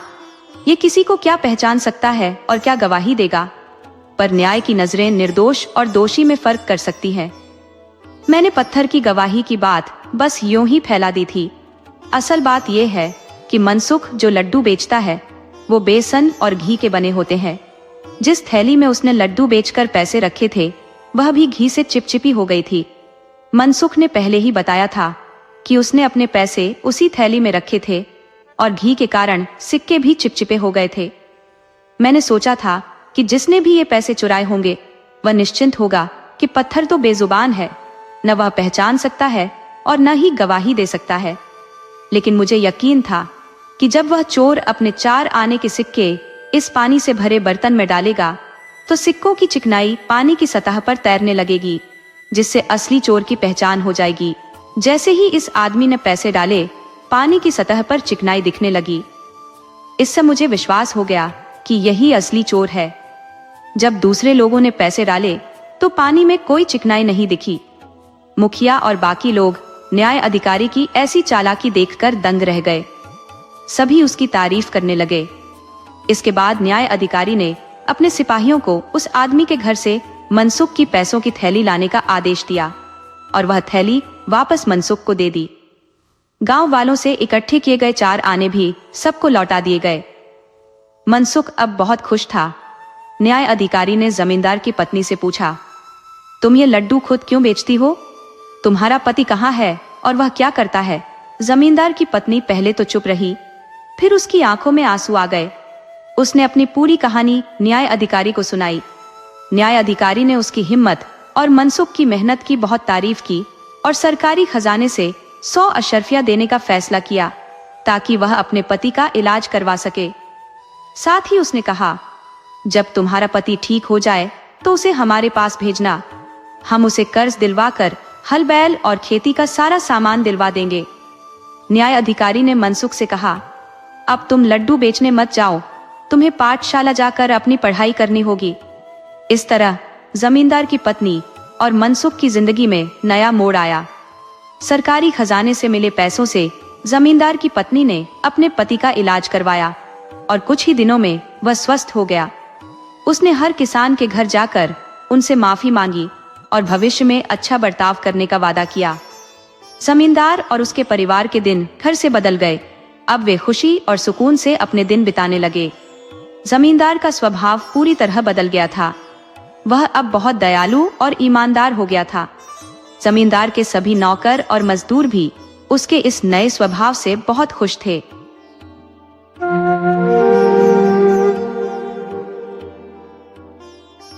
बाबू साहब अपने कक्ष में बैठे हुए धोबी के आगमन का इंतजार कर रहे थे। जैसे ही धोबी उपस्थित हुआ, उन्होंने कपड़ों को बाहर निकालना प्रारंभ कर दिया। बातचीत के क्रम में बाबू साहब ने उसकी उम्र के बारे में पूछ लिया। धोबी ने उत्तर दिया, 100 वर्ष। बाबू साहब चकित रह गए। उनके कानों पर विश्वास नहीं हुआ और उन्होंने पुनः पूछा, क्या तुमने कहा कि तुम्हारी उम्र 100 वर्ष है? धोबी ने पुष्टि की, हाँ बाबू साहब, पूरी 100 वर्ष, न 1 वर्ष कम न 1 वर्ष अधिक। बहुत से लोग मेरी सूरत से धोखा खा जाते हैं, मगर आप इतने वृद्ध प्रतीत नहीं होते। मेरा अनुमान था कि आपकी उम्र 87 वर्ष से अधिक नहीं होगी, लेकिन नहीं बाबू साहब, मैंने पूरे 100 वर्ष जी लिए हैं। भाग्यशाली हूं मैं। धोबी ने इसका कोई उत्तर न दिया। अचानक बाबू साहब के मन में एक विचार उत्पन्न हुआ। उन्होंने पूछा, अच्छा भाई, क्या तुमने सिखों का राज्य देखा था? धोबी ने उत्तर दिया, हाँ देखा है। उस राज्य में तुम सुखी थे या नहीं? मेरा मतलब है, उस समय लोगों की स्थिति कैसी थी? धोबी ने बाबू साहब की ओर देखा, जैसे कोई पुराना स्मरण उसे याद आ गया हो, और ठंडी सांस लेकर कहा, मैं उस समय बहुत छोटा था, इसलिए सिखों के राज्य के बारे में नहीं कह सकता, लेकिन सिखों के राजा के बारे में अवश्य कह सकता हूँ। बाबू साहब के मन में हल्की सी गुदगुदी होने लगी। उन्होंने पूछा, क्या तुमने महाराज के दर्शन किए हैं? धोबी ने उत्तर दिया, हाँ सरकार, दर्शन किए हैं। वे अजीब आदमी थे। उनकी आकृति याद आती है तो दिल में एक ठेस सी महसूस होती है। वे बहुत दयालु थे, राजा थे, लेकिन साधुओं जैसे स्वभाव वाले थे। घमंड का नाम भी न था। मैं आपको एक बात सुनाता हूँ, शायद आप विश्वास न करें, लेकिन यह एक सच्ची घटना है। इसमें झूठ का कोई अंश नहीं है। सुनकर आपको खुशी होगी, अचरज होगा और आप उछल पड़ेंगे। मैं हिंदी में सामान्य जानता हूँ, लेकिन बहुत अधिक किताबें नहीं पढ़ी। आप दिन रात पढ़ते रहते हैं, लेकिन मुझे विश्वास है कि आपने ऐसी घटना कभी नहीं पढ़ी होगी। मैं धोबी हूँ और मेरे पिता भी धोबी थे। हम लाहौर में रहते थे। उस समय हम जिस स्थान पर कपड़े धोते थे, अब वह घाट समाप्त हो चुका है। रावी नदी दूर चली गई और उस समय की बातें भी दूर चली गई। फर्क इतना है कि रावी नदी थोड़ी दूर जाकर नजर आ जाती है, लेकिन वह युग कहीं नजर नहीं आता। मेरी उम्र उस समय 7-8 वर्ष की थी, जब चारों ओर अकाल का कोलाहल मचा था। ऐसा अकाल पहले किसी ने नहीं देखा था। लगातार 2.5 वर्ष तक वर्षा नहीं हुई। किसान रोते थे। तालाब, नदी, नाले सब सूख गए। पानी कहीं नजर नहीं आता था। मैं आज भी उन दिनों को कल की तरह याद करता हूँ। हमने कई प्रकार के टोटके किए, पानी बरसाने की दुआएं की, लेकिन वर्षा नहीं हुई। मुसलमान मस्जिदों में नमाज पढ़ते, हिंदू मंदिरों में पूजा करते, सिख गुरुद्वारों में ग्रंथ साहब का पाठ करते, फिर भी वर्षा नहीं होती थी। भगवान की कृपा नहीं हो रही थी। दुनिया भूख से मर रही थी। बाजारों में रौनक नहीं थी, दुकानों पर ग्राहक नहीं थे और घरों में अनाज नहीं था। ऐसा लग रहा था कि जैसे प्रलय का दिन निकट आ गया है। सबसे बुरी स्थिति किसानों की थी। मेरे दादा के चेहरे पर खुशी का कोई निशान नहीं था। सभी की आंखें आकाश की ओर लगी रहती थी, लेकिन वहां दुर्भाग्य की घटाएं थी, पानी की घटाएं नहीं थी। अनाज की कीमतें अत्यधिक बढ़ गई थी और लोग रो रहे थे। अंततः ऐसा हाल आ गया कि हमारे घर में खाने के लिए कुछ भी नहीं था, केवल तन के कपड़े रह गए थे। सोचने लगे, अब क्या होगा। मेरे दादा भगवान से प्रार्थना करते थे। वह बहुत हंसमुख व्यक्ति थे, हर समय मुस्कुराते रहते थे। कहते थे कि जो संकट आए उसे हंसकर सहो, रोने से संकट कम नहीं होता बल्कि बढ़ता है। मैंने सुना है कि मेरे पिता की मृत्यु पर उनकी आंखों से एक बूंद आंसू नहीं गिरी थी, लेकिन उस समय वे भी रो रहे थे। कहते थे, कैसी तबाही है। मेरे सामने बाल बच्चे भूख से मर रहे हैं और मैं कुछ नहीं कर सकता। अंत में हमने कई दिनों तक पेड़ों की पत्तियां उबाल कर खाई। एक दिन की बात है, बाबा आंगन में बैठे हुए आकाश की ओर निहार रहे थे। मैं उस समय एक बच्चा था और मैंने कहा, बाबा अब तो बर्दाश्त नहीं होता, कहीं से रोटी का टुकड़ा ला दूं, पत्ते खाकर नहीं रहा जाता। बाबा ने एक लंबी सांस भरी और कहा, अब प्रलय का दिन दूर नहीं है, लेकिन इसका क्या लाभ। जब सब लोग मर जाएंगे तो क्या फायदा होगा। बेटा, जब खाने को कुछ नहीं मिलेगा तो मरेंगे ही, और अगर तुम मरना चाहते हो तो रोटी का एक टुकड़ा ले आओ। लेकिन मेरा मन तो ऐसे दिनों से भर गया है। बाबा की आंखों में आंसू भर आए और उन्होंने खनकती हुई आवाज में कहा, ऐसा युग कभी नहीं देखा। तुम तो पेड़ों के पत्तों पर निर्भर हो, लेकिन गांव के लोग मेंढक और चूहे तक खा रहे हैं। पेट सब कुछ सहन कर लेता है, लेकिन ये वस्त्र असहनीय है। इस समय किसी को क्या परवाह है। बादल क्यों नहीं बरसते। हमारी इच्छाएं बदल गई है, वरना ऐसा समय कभी नहीं आया था। आज हर दृष्टि में लालिमा है, जैसे हर आंख में रक्त है, पानी नहीं है। तुम ऐसा करो, कहीं से मांग कर खा लो, शायद कोई तरस खाकर तुम्हें रोटी का एक टुकड़ा दे दे। हे भगवान, अब तो मौत दे दो। हम गरीब हैं, लेकिन किसी के सामने हाथ नहीं फैलाते। जग्गू भूख से मर रहा था और रोटी मांगने के लिए निकल पड़ा। बच्चे का मानना था कि शायद गरीबों के यहाँ रोटी मिले, लेकिन बाहर निकलने पर उसने सभी को गरीब पाया और सब उदास थे। कोई खोज नहीं थी। बच्चा बहुत देर तक इधर उधर घूमता रहा, लेकिन किसी ने रोटी नहीं दी। निराश होकर वह घर की ओर लौट चला। अचानक उसने एक जगह पर लोगों की भीड़ देखी। वह दौड़कर वहां गया और देखा कि एक सरकारी अधिकारी मुनादी कर रहा था और लोग उसके चारों ओर खड़े थे। बच्चा चकित रह गया। वह समझ नहीं पा रहा था कि उनके खुश होने का कारण क्या है। थोड़ी देर बाद रहस्य खुल गया। महाराजा रंजीत सिंह ने शाही किले में अनाज के गोदाम खोल दिए थे और घोषणा की थी कि जो भी गरीब हो वह आकर अनाज ले जाए, इसका मूल्य नहीं लिया जाएगा। लोग महाराज की इस उदारता पर आश्चर्यचकित रह गए। कहते थे कि वह आदमी नहीं, देवता है। मुसलमान कहते थे कि वह कोई औलिया है। एक आदमी कह रहा था कि महाराज ने लोगों को बाहर भेजा है ताकि जितना अनाज मिल सके खरीद कर ले आओ। मेरी प्रजा मेरी संतान है, मैं उसे भूखा नहीं मरने दूंगा। दूसरे आदमी ने कहा, मगर महाराज पहले क्या सो रहे थे, ये विचार पहले क्यों नहीं आया। पहले वाले आदमी ने उत्तर दिया, महाराज सोते नहीं थे, वे जागते रहते थे और हर समय पूछते रहते थे कि अब अनाज की स्थिति क्या है, अब लोगों की क्या दशा है। कल तक उन्हें यही पता था कि अनाज महंगा है। आज समाचार आया कि बाजार में एक दाना भी नहीं मिलता। महाराज घबरा गए कि अब क्या होगा। अंततः उन्होंने लोगों को बाहर भेजा कि जितना अनाज मिल सके खरीद कर ले आओ। मैं लोगों में मुफ्त बांटूंगा, मेरे खजाने में रुपए हों या ना हो, लेकिन लोग बचने चाहिए। तब एक आदमी ने कहा, इन्होंने तो कह दिया कि महाराज पहले सोते थे, ऐसा मालूम नहीं। महाराजाओं को एक ही चिंता होती है, सभी की चिंता होती है। कोई और होता तो कहता कि वर्षा नहीं हुई, इसमें मेरा क्या दोष। मेरे राजमहल में सब कुछ है, लेकिन अब तो परमेश्वर ने हमारी सुन ली। बच्चा वहां से चला और इतना प्रसन्न था जैसे उसे कोई अनमोल वस्तु मिल गई हो। कुछ समय बिताकर वह धीरे धीरे चलता गया और फिर दौड़ने लगा, डरते हुए कि यह शुभ समाचार घर में उसके पहुंचने से पहले न पहुंच जाए। वह चाहता था कि घर के लोग यह खुशखबरी मुझसे ही सुने। घर पहुंचा तो उसका बाबा सिर झुकाए बैठा था। बच्चे को खाली हाथ देखकर बाबा ने एक लंबी सांस भरी और सिर झुका लिया। बच्चे ने बाबा का हाथ थाम लिया और उसे दृढ़ता से खींचते हुए बोला, उठो, चादर उठा लो, महाराज ने घोषणा कर दी है कि अनाज मुफ्त मिलेगा। बहन, माँ, बाबा और सभी अन्य लोग चौंके और बच्चे की बात पर विश्वास नहीं किया।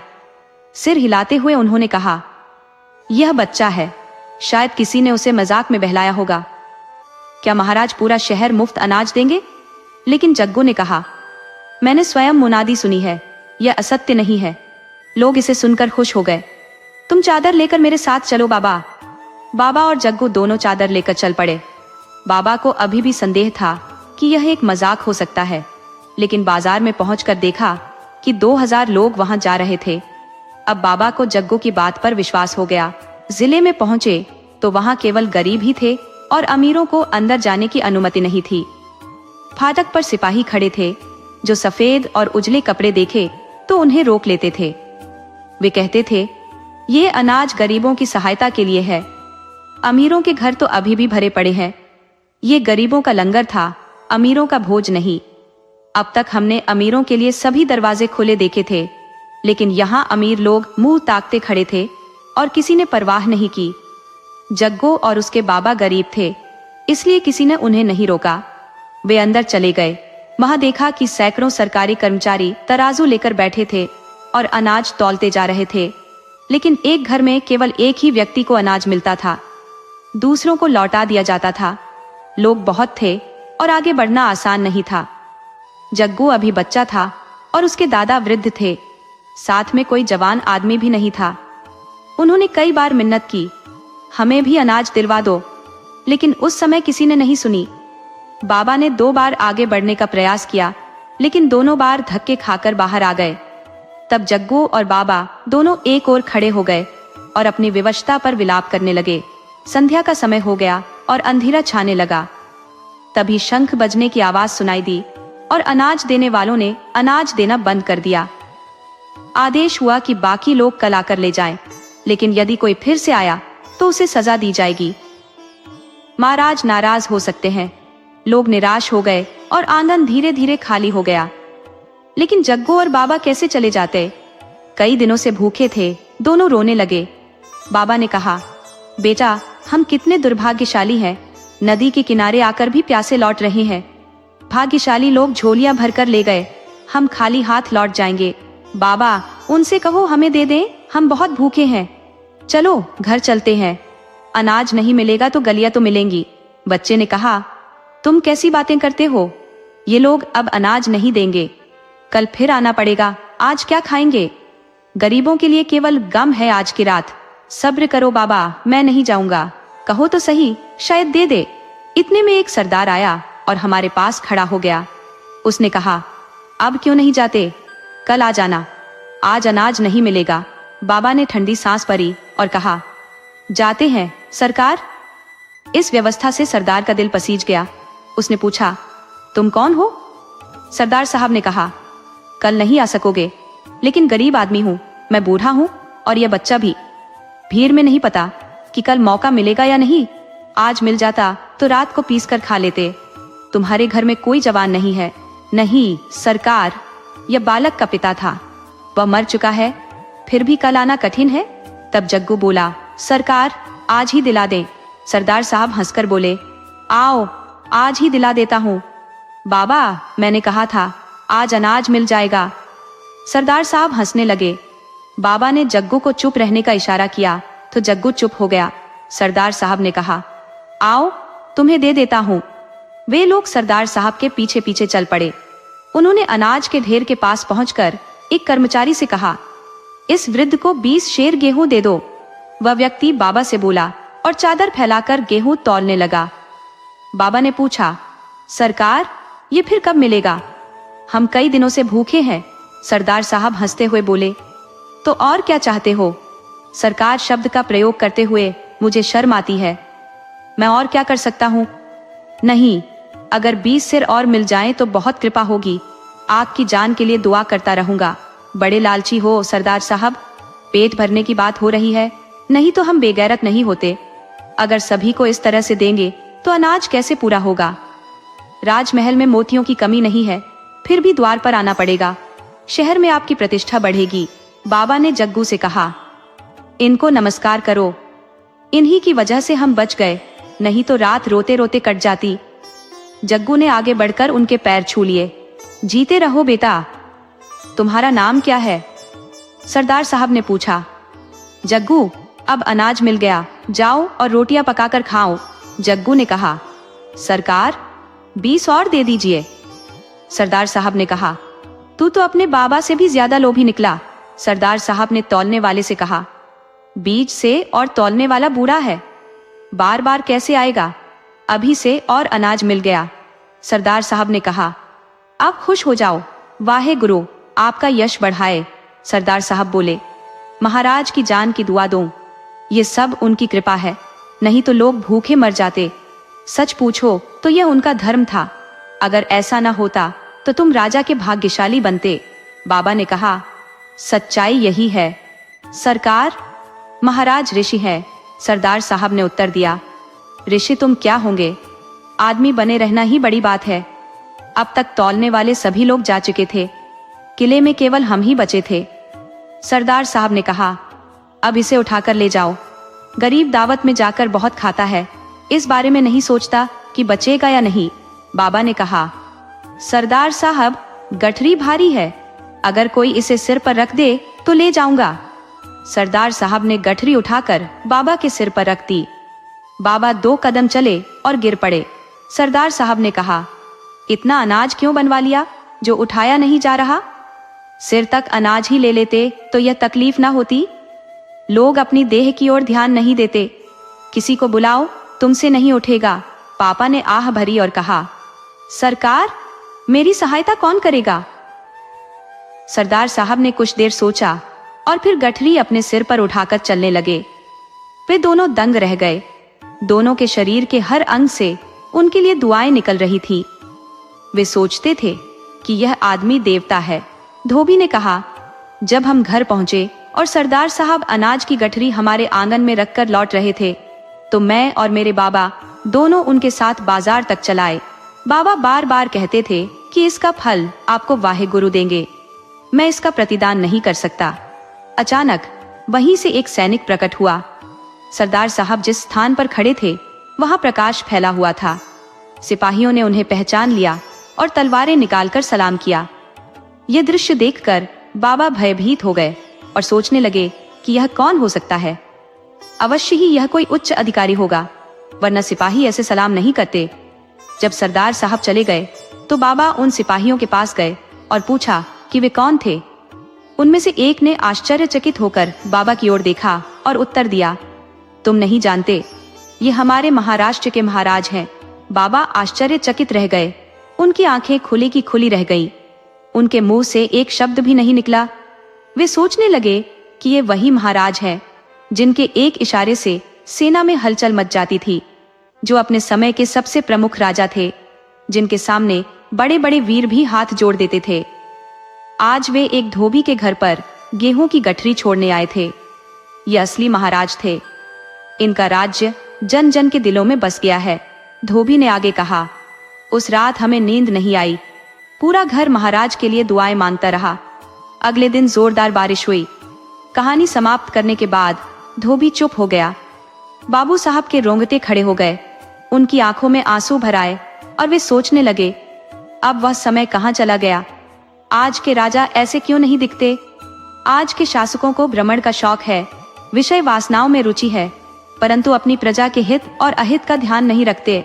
बाबू साहब ने धोबी की ओर देखा, जिसकी आंखें भी नम थी। बाबू साहब ने एक ठंडी सांस भरी। धोबी के कपड़े गिरने लगे और कहा, बाबू साहब, कृपया 14-15 में 20 कमीजें लिख लीजिए। बाबू साहब ने काफी कुछ उठाया और लिखने लगे।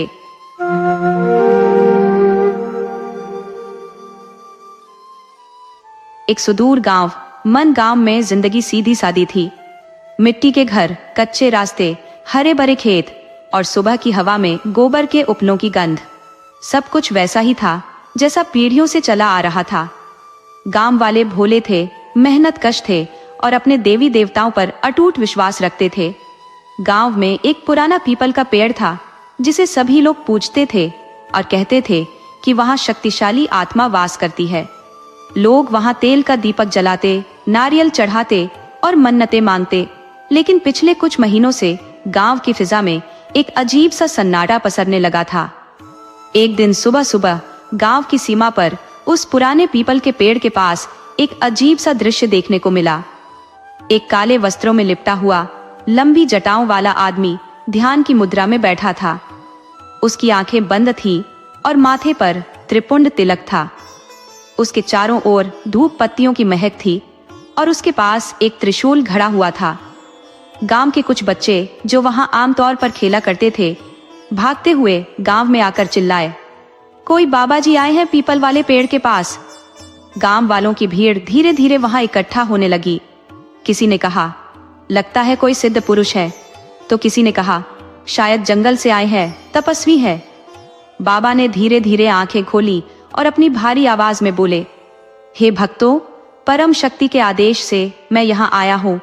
ये स्थान पवित्र है, लेकिन कुछ अशुभ शक्तियां इसे कलुषित कर रही है। मैं यहाँ साधना करूंगा और इस गांव को संकटों से मुक्त करूंगा। गांव वाले अक रह गए। कोई उनके पैरों पर गिर पड़ा, कोई हाथ जोड़कर खड़ा हो गया। बाबा के चेहरे पर रहस्यमय मुस्कान थी। गांव के एक वृद्ध हरिराम, जो हर चीज पर विश्वास कर लेते थे, सबसे पहले बाबा के चरणों में बैठ गए। उन्होंने अपने बेटे की बीमारी के बारे में बताया। बाबा ने अपनी आंखें बंद की, कुछ मंत्र बुदबुदाए और बोले, तुम्हारा बेटा अब ठीक हो जाएगा। कल सुबह उसे तुलसी के पत्तों में मेरा दिया हुआ राख मिलाकर पिलाना।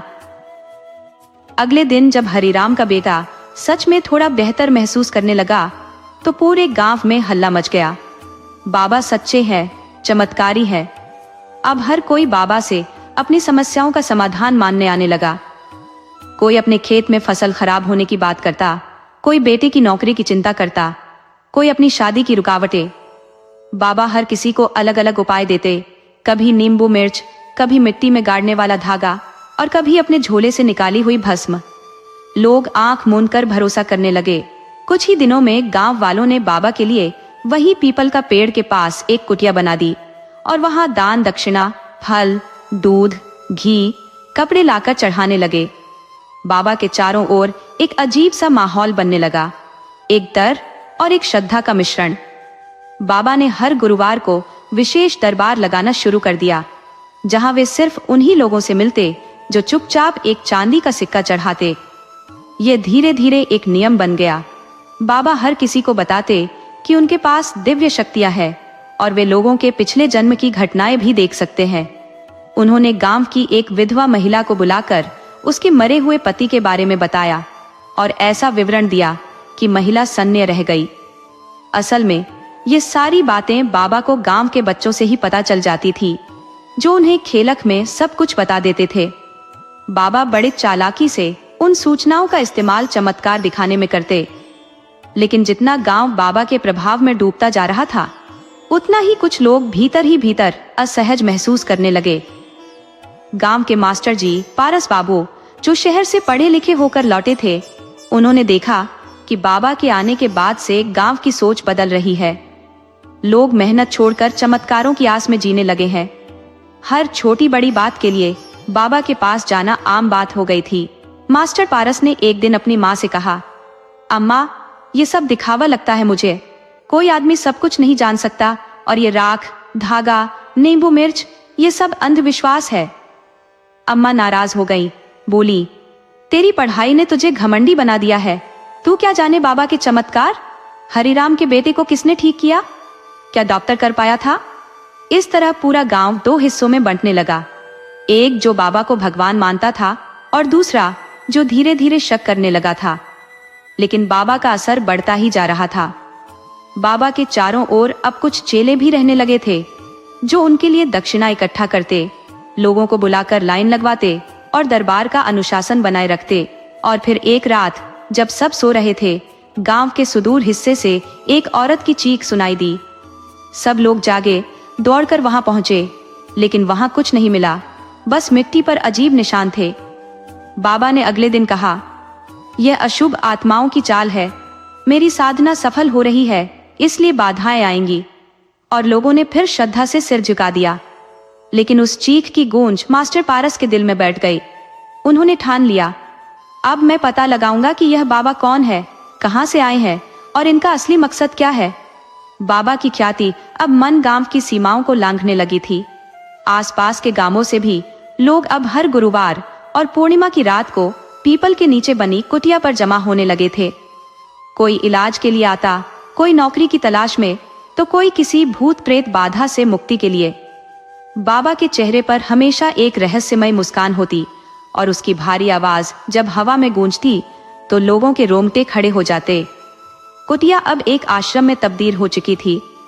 बाबा के चेलों ने जगह जगह भूत के पैकेट, रक्षा धागे और मंत्र लिखे कागज के टुकड़े बांटना शुरू कर दिए थे, जो कि दान में प्राप्त चढ़ावे के बदले दिए जाते थे।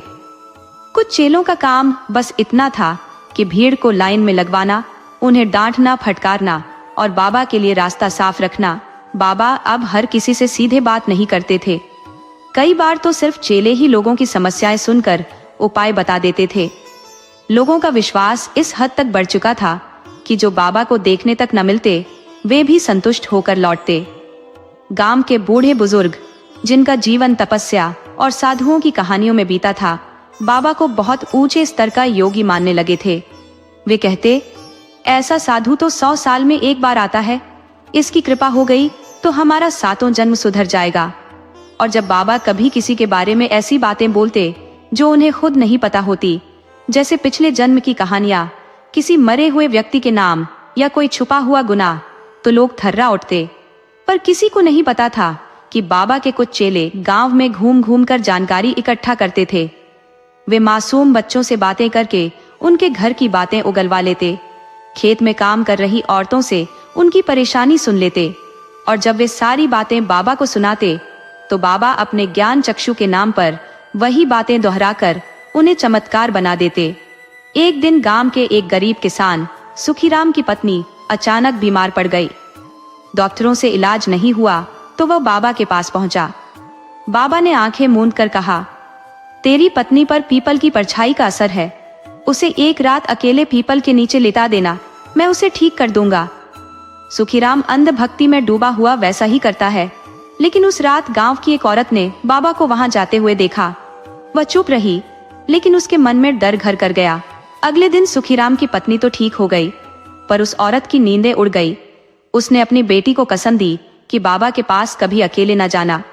बाबा का असर अब गांव के फैसलों पर भी पड़ने लगा था। सरपंच भी अब कोई काम करने से पहले बाबा से सलाह लेने जाता था। खेत की बंटवारे की झगड़ों से लेकर शादी की तिथि तक सब कुछ बाबा से पूछकर तय होता। बाबा ने कहा, इस बार फसल काटने से पहले देवी पूजन जरूरी है, नहीं तो बारिश नहीं होगी। और पूरा गांव पूजा की तैयारी में जुट गया। उस पूजा में बाबा ने लोगों से विशेष भेंट की मांग की। 1 किलो घी, गुड़, नारियल और 1 रुपए दक्षिणा। कुछ लोगों के लिए यह बहुत भारी था, लेकिन विरोध की किसी में हिम्मत नहीं थी। इसी बीच मास्टर पारस चुपचाप सब कुछ देख रहे थे। उन्होंने बाबा के कुछ चेलों पर नजर रखनी शुरू की। एक दिन वे गांव के बाहर वाले एक कुएं के पास गए, जहां बाबा के 2 चेले आपस में बात कर रहे थे। मास्टर जी झाड़ियों में छिपकर सब सुनने लगे। एक चेला कह रहा था, अगली बार वाली बुढ़िया से कह देना कि उसका मरा हुआ बेटा सपने में आया था बाबा को, वह तो खुद बाबा से बात करना चाहती थी। दूसरा बोला, हाँ, और उस नायक के बेटे को भूत दिखा देंगे इस बार, डर जाएगा तो बाबा के पास भागेगा। मास्टर जी को अब यकीन हो गया कि कुछ बहुत बड़ा ढोंग चल रहा है, लेकिन समस्या यह थी कि अगर वे यह सब गांव में बताते तो कोई मानता नहीं। सब उन्हें बाबा का विरोधी मानते और शायद उन्हें ही दोषी ठहरा देते। वे धीरे धीरे हर बात का प्रमाण इकट्ठा करने लगे। इधर गांव में बाबा का प्रभाव इस हद तक बढ़ गया था कि लोगों ने अपने खेत तक बाबा के नाम लिखवा दिए ताकि उनकी फसल सुरक्षित रहे। इसी दौरान गांव में एक नई बात शुरू हुई। बाबा ने कहा कि कुछ विशेष लोगों को अंतरंग साधना के लिए चुना जाएगा। इसमें शामिल होने वाले को रात में अकेले बाबा की कुटिया में आना होगा। बाबा ने कहा, यह साधना किसी भी सामान्य व्यक्ति के लिए नहीं है, केवल वही लोग आ सकते हैं जिन्हें मैंने चुना है। बाबा के चेले उन लोगों के नाम लेकर घर घर सूचना देने लगे। इस सूची में अधिकतर युवा लड़कियां थी। कुछ परिवार हिचकिचाए, लेकिन बाबा की बात टालने की किसी में हिम्मत नहीं थी। एक माँ ने तो यहाँ तक कहा, हमारी बेटी बहुत भाग्यशाली है, जो बाबा ने चुना है, उसका जीवन सफल हो जाएगा। रातें अब अजीब सी होने लगी थी। बाबा की कुटिया के आसपास हल्की हल्की आग की रोशनी, मध्यम मंत्रों की आवाजें और चीखती सियारों की डरावनी गूंज गांव के माहौल को और भी रहस्यमय बना देती। बाबा ने कहा, यह सब मेरी साधना की ताकत का असर है। बुरी आत्माएं डरने लगी हैं। पर उसी रात कुछ और हुआ। गांव की एक लड़की जो अंतरंग साधना के लिए गई थी, अगले दिन कुछ नहीं बोल रही थी। उसकी आंखों में डर था और शरीर कांप रहा था। परिवार वालों ने कहा, यह तो बाबा के चमत्कार का असर है, साधना में कुछ अनुभव हुआ होगा। लेकिन मास्टर पारस को शक गहराता गया। उन्हें अब यकीन हो गया कि बाबा न सिर्फ अंधश्रद्धा फैला रहा है, बल्कि इस आस्था के नाम पर कुछ भयानक खेल भी खेल रहा है। लेकिन क्या वे यह सब साबित कर पाएंगे? और अगर हाँ, तो क्या गांव वाले उन्हें सुनेंगे? एक और गुरुवार आने वाला था और बाबा ने ऐलान कर दिया था कि इस बार की दरबार विशेष होगी। स्वर्गीय आत्माओं से संपर्क का आयोजन होगा, जिसमें केवल वही लोग शामिल हो सकते हैं जो 5 ग्राम सोना या उसके बराबर का दान करे। गांव फिर एक बार तैयारी में लग गया और बाबा की हंसी धीरे धीरे एक गूंज बनती जा रही थी, जो दूर तक सुनाई देती थी। गांव में सब कुछ सामान्य सा लग रहा था, लेकिन हवा में कुछ अजीब था। बाबा की अंतरंग साधना वाली रातों के बाद कुछ लड़कियां बिल्कुल बदल चुकी थी।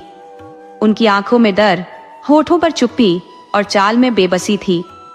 पहले वे हंसती थी, खेतों में काम करती थी, गांव की गलियों में नजर आती थी, लेकिन अब वे छाया बन चुकी थी।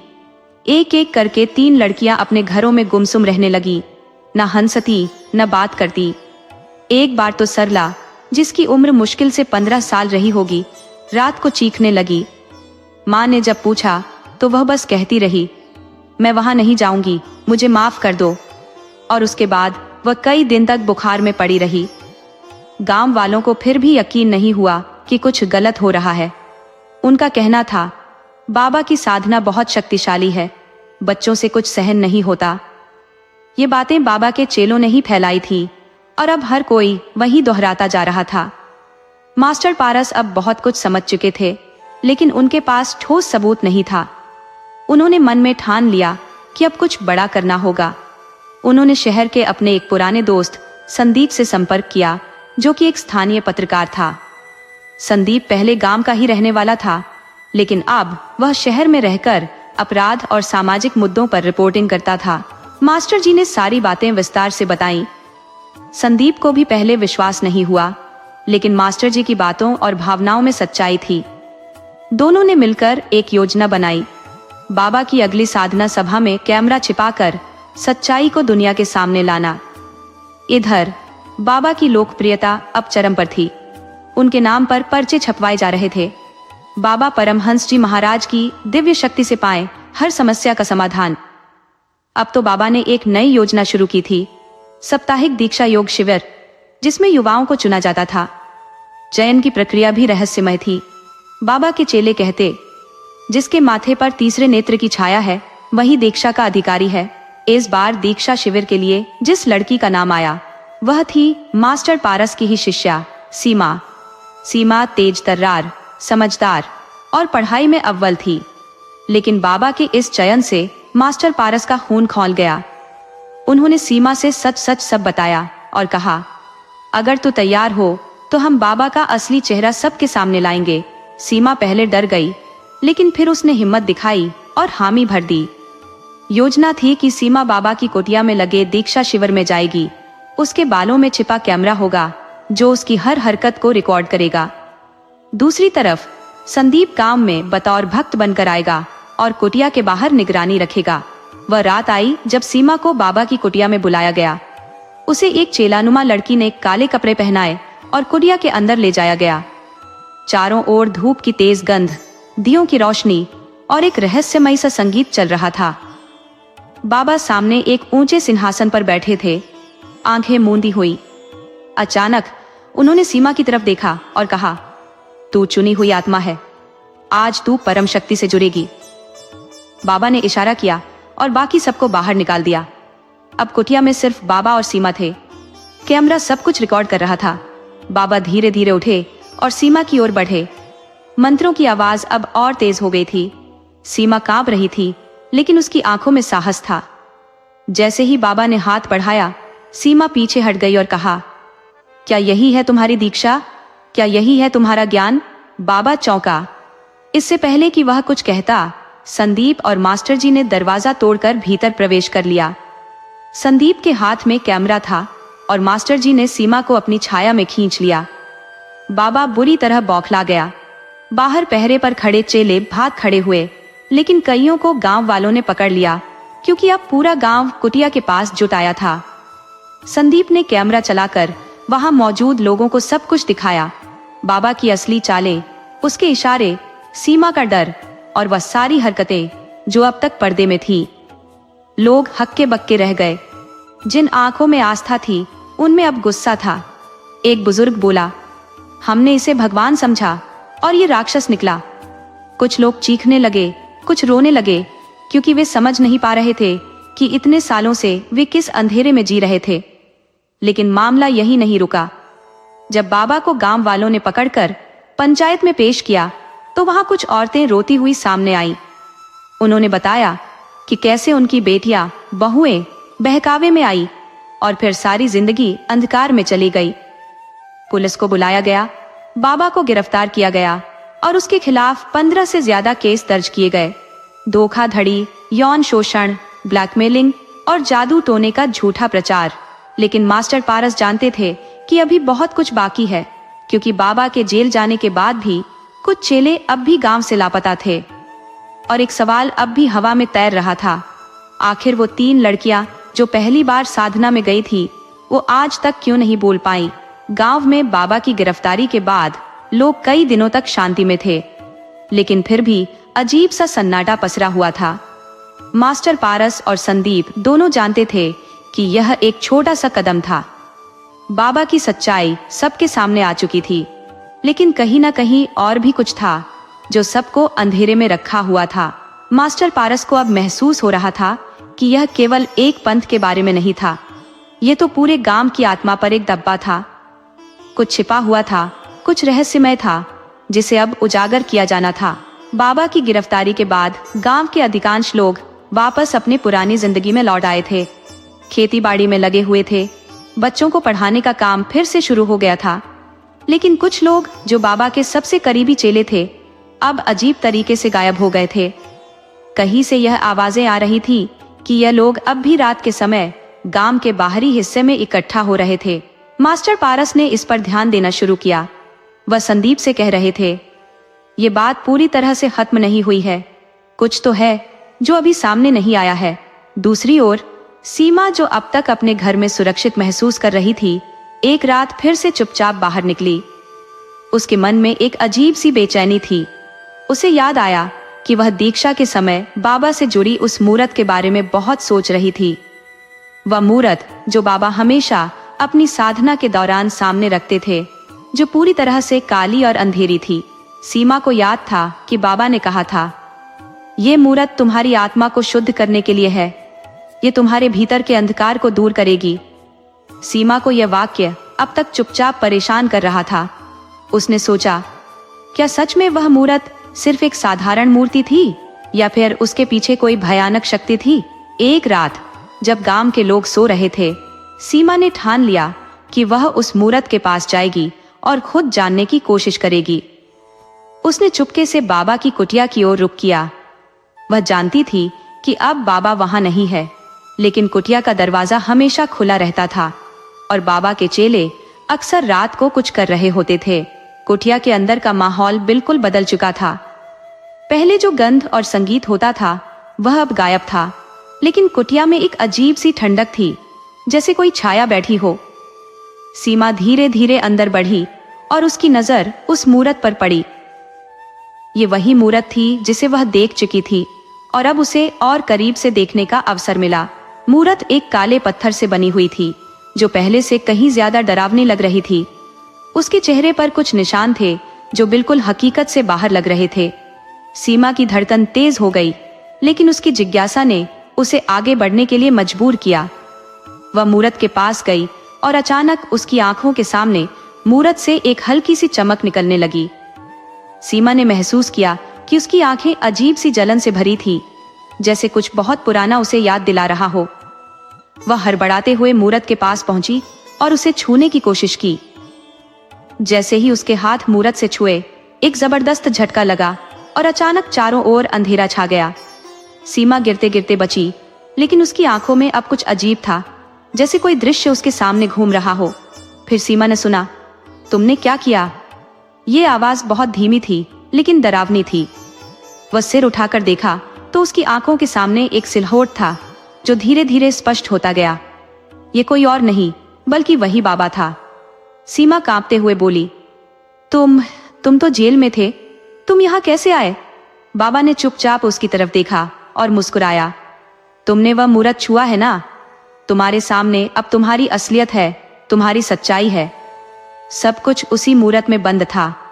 तुम जो देख रहे हो वह सब सपना नहीं है, ये तुम्हारा ही अस्तित्व है, जो अब मेरे साथ जुड़ने को तैयार है।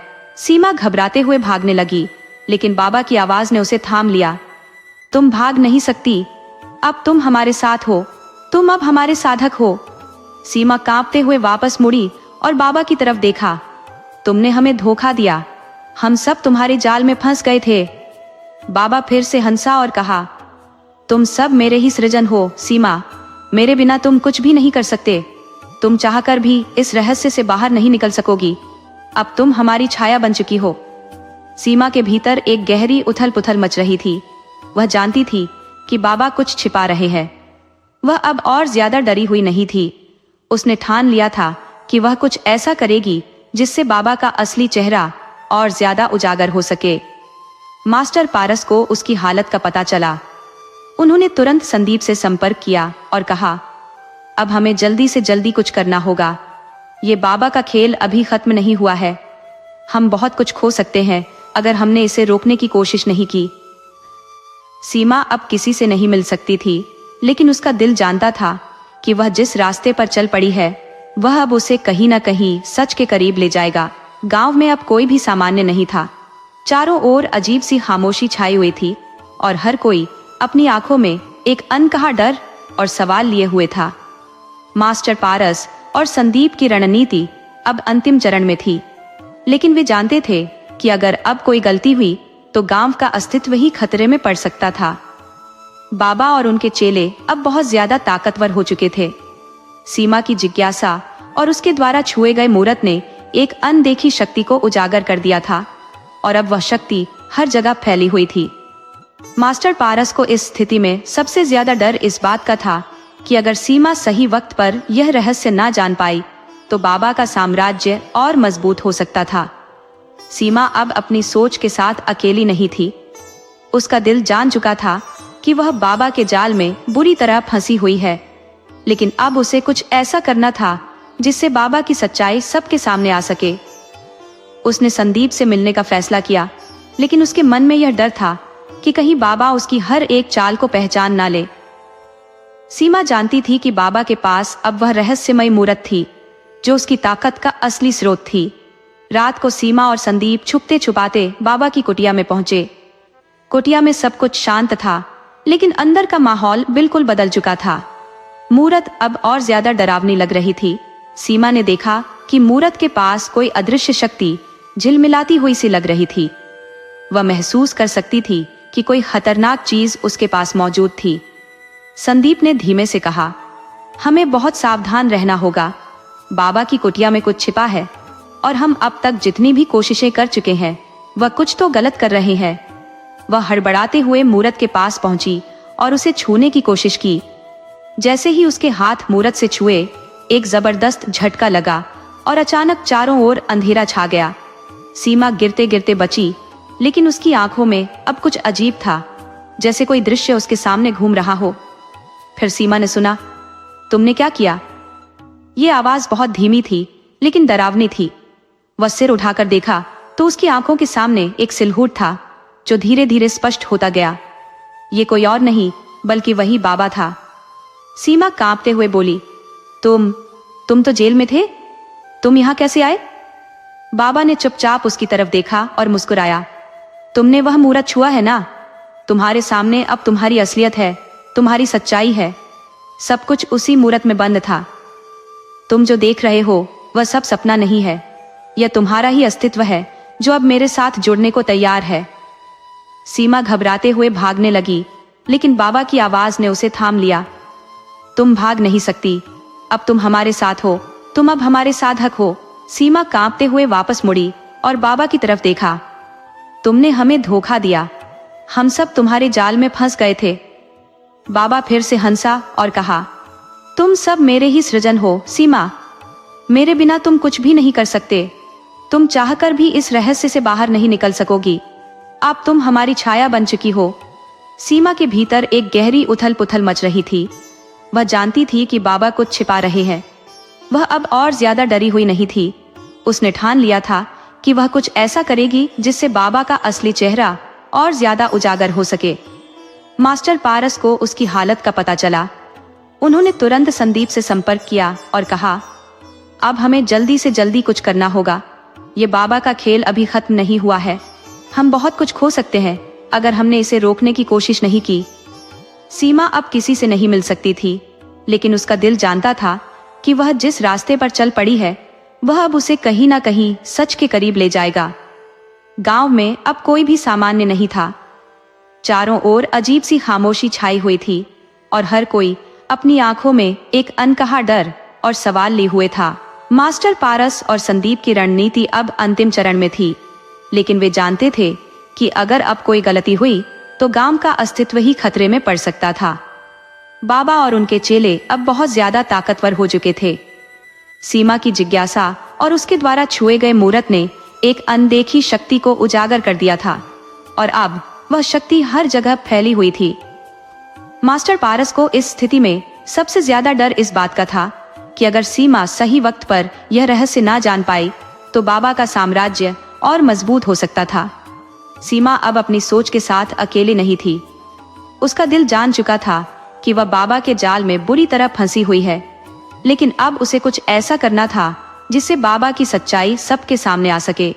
उसने संदीप से मिलने का फैसला किया, लेकिन उसके मन में यह डर था कि कहीं बाबा उसकी हर एक चाल को पहचान ना ले। सीमा जानती थी कि बाबा के पास अब वह रहस्यमयी मूरत थी जो उसकी ताकत का असली स्रोत थी। रात को सीमा और संदीप छुपते छुपाते बाबा की कुटिया में पहुंचे। कुटिया में सब कुछ शांत था, लेकिन अंदर का माहौल बिल्कुल बदल चुका था। मूरत अब और ज्यादा डरावने लग रही थी। सीमा ने देखा कि मूरत के पास कोई अदृश्य शक्ति झिलमिलाती हुई सी लग रही थी। वह महसूस कर सकती थी कि कोई खतरनाक चीज उसके पास मौजूद थी। संदीप ने धीमे से कहा, हमें बहुत सावधान रहना होगा। बाबा की कुटिया में कुछ छिपा है और हम अब तक जितनी भी कोशिशें कर चुके हैं वह कुछ तो गलत कर रहे हैं।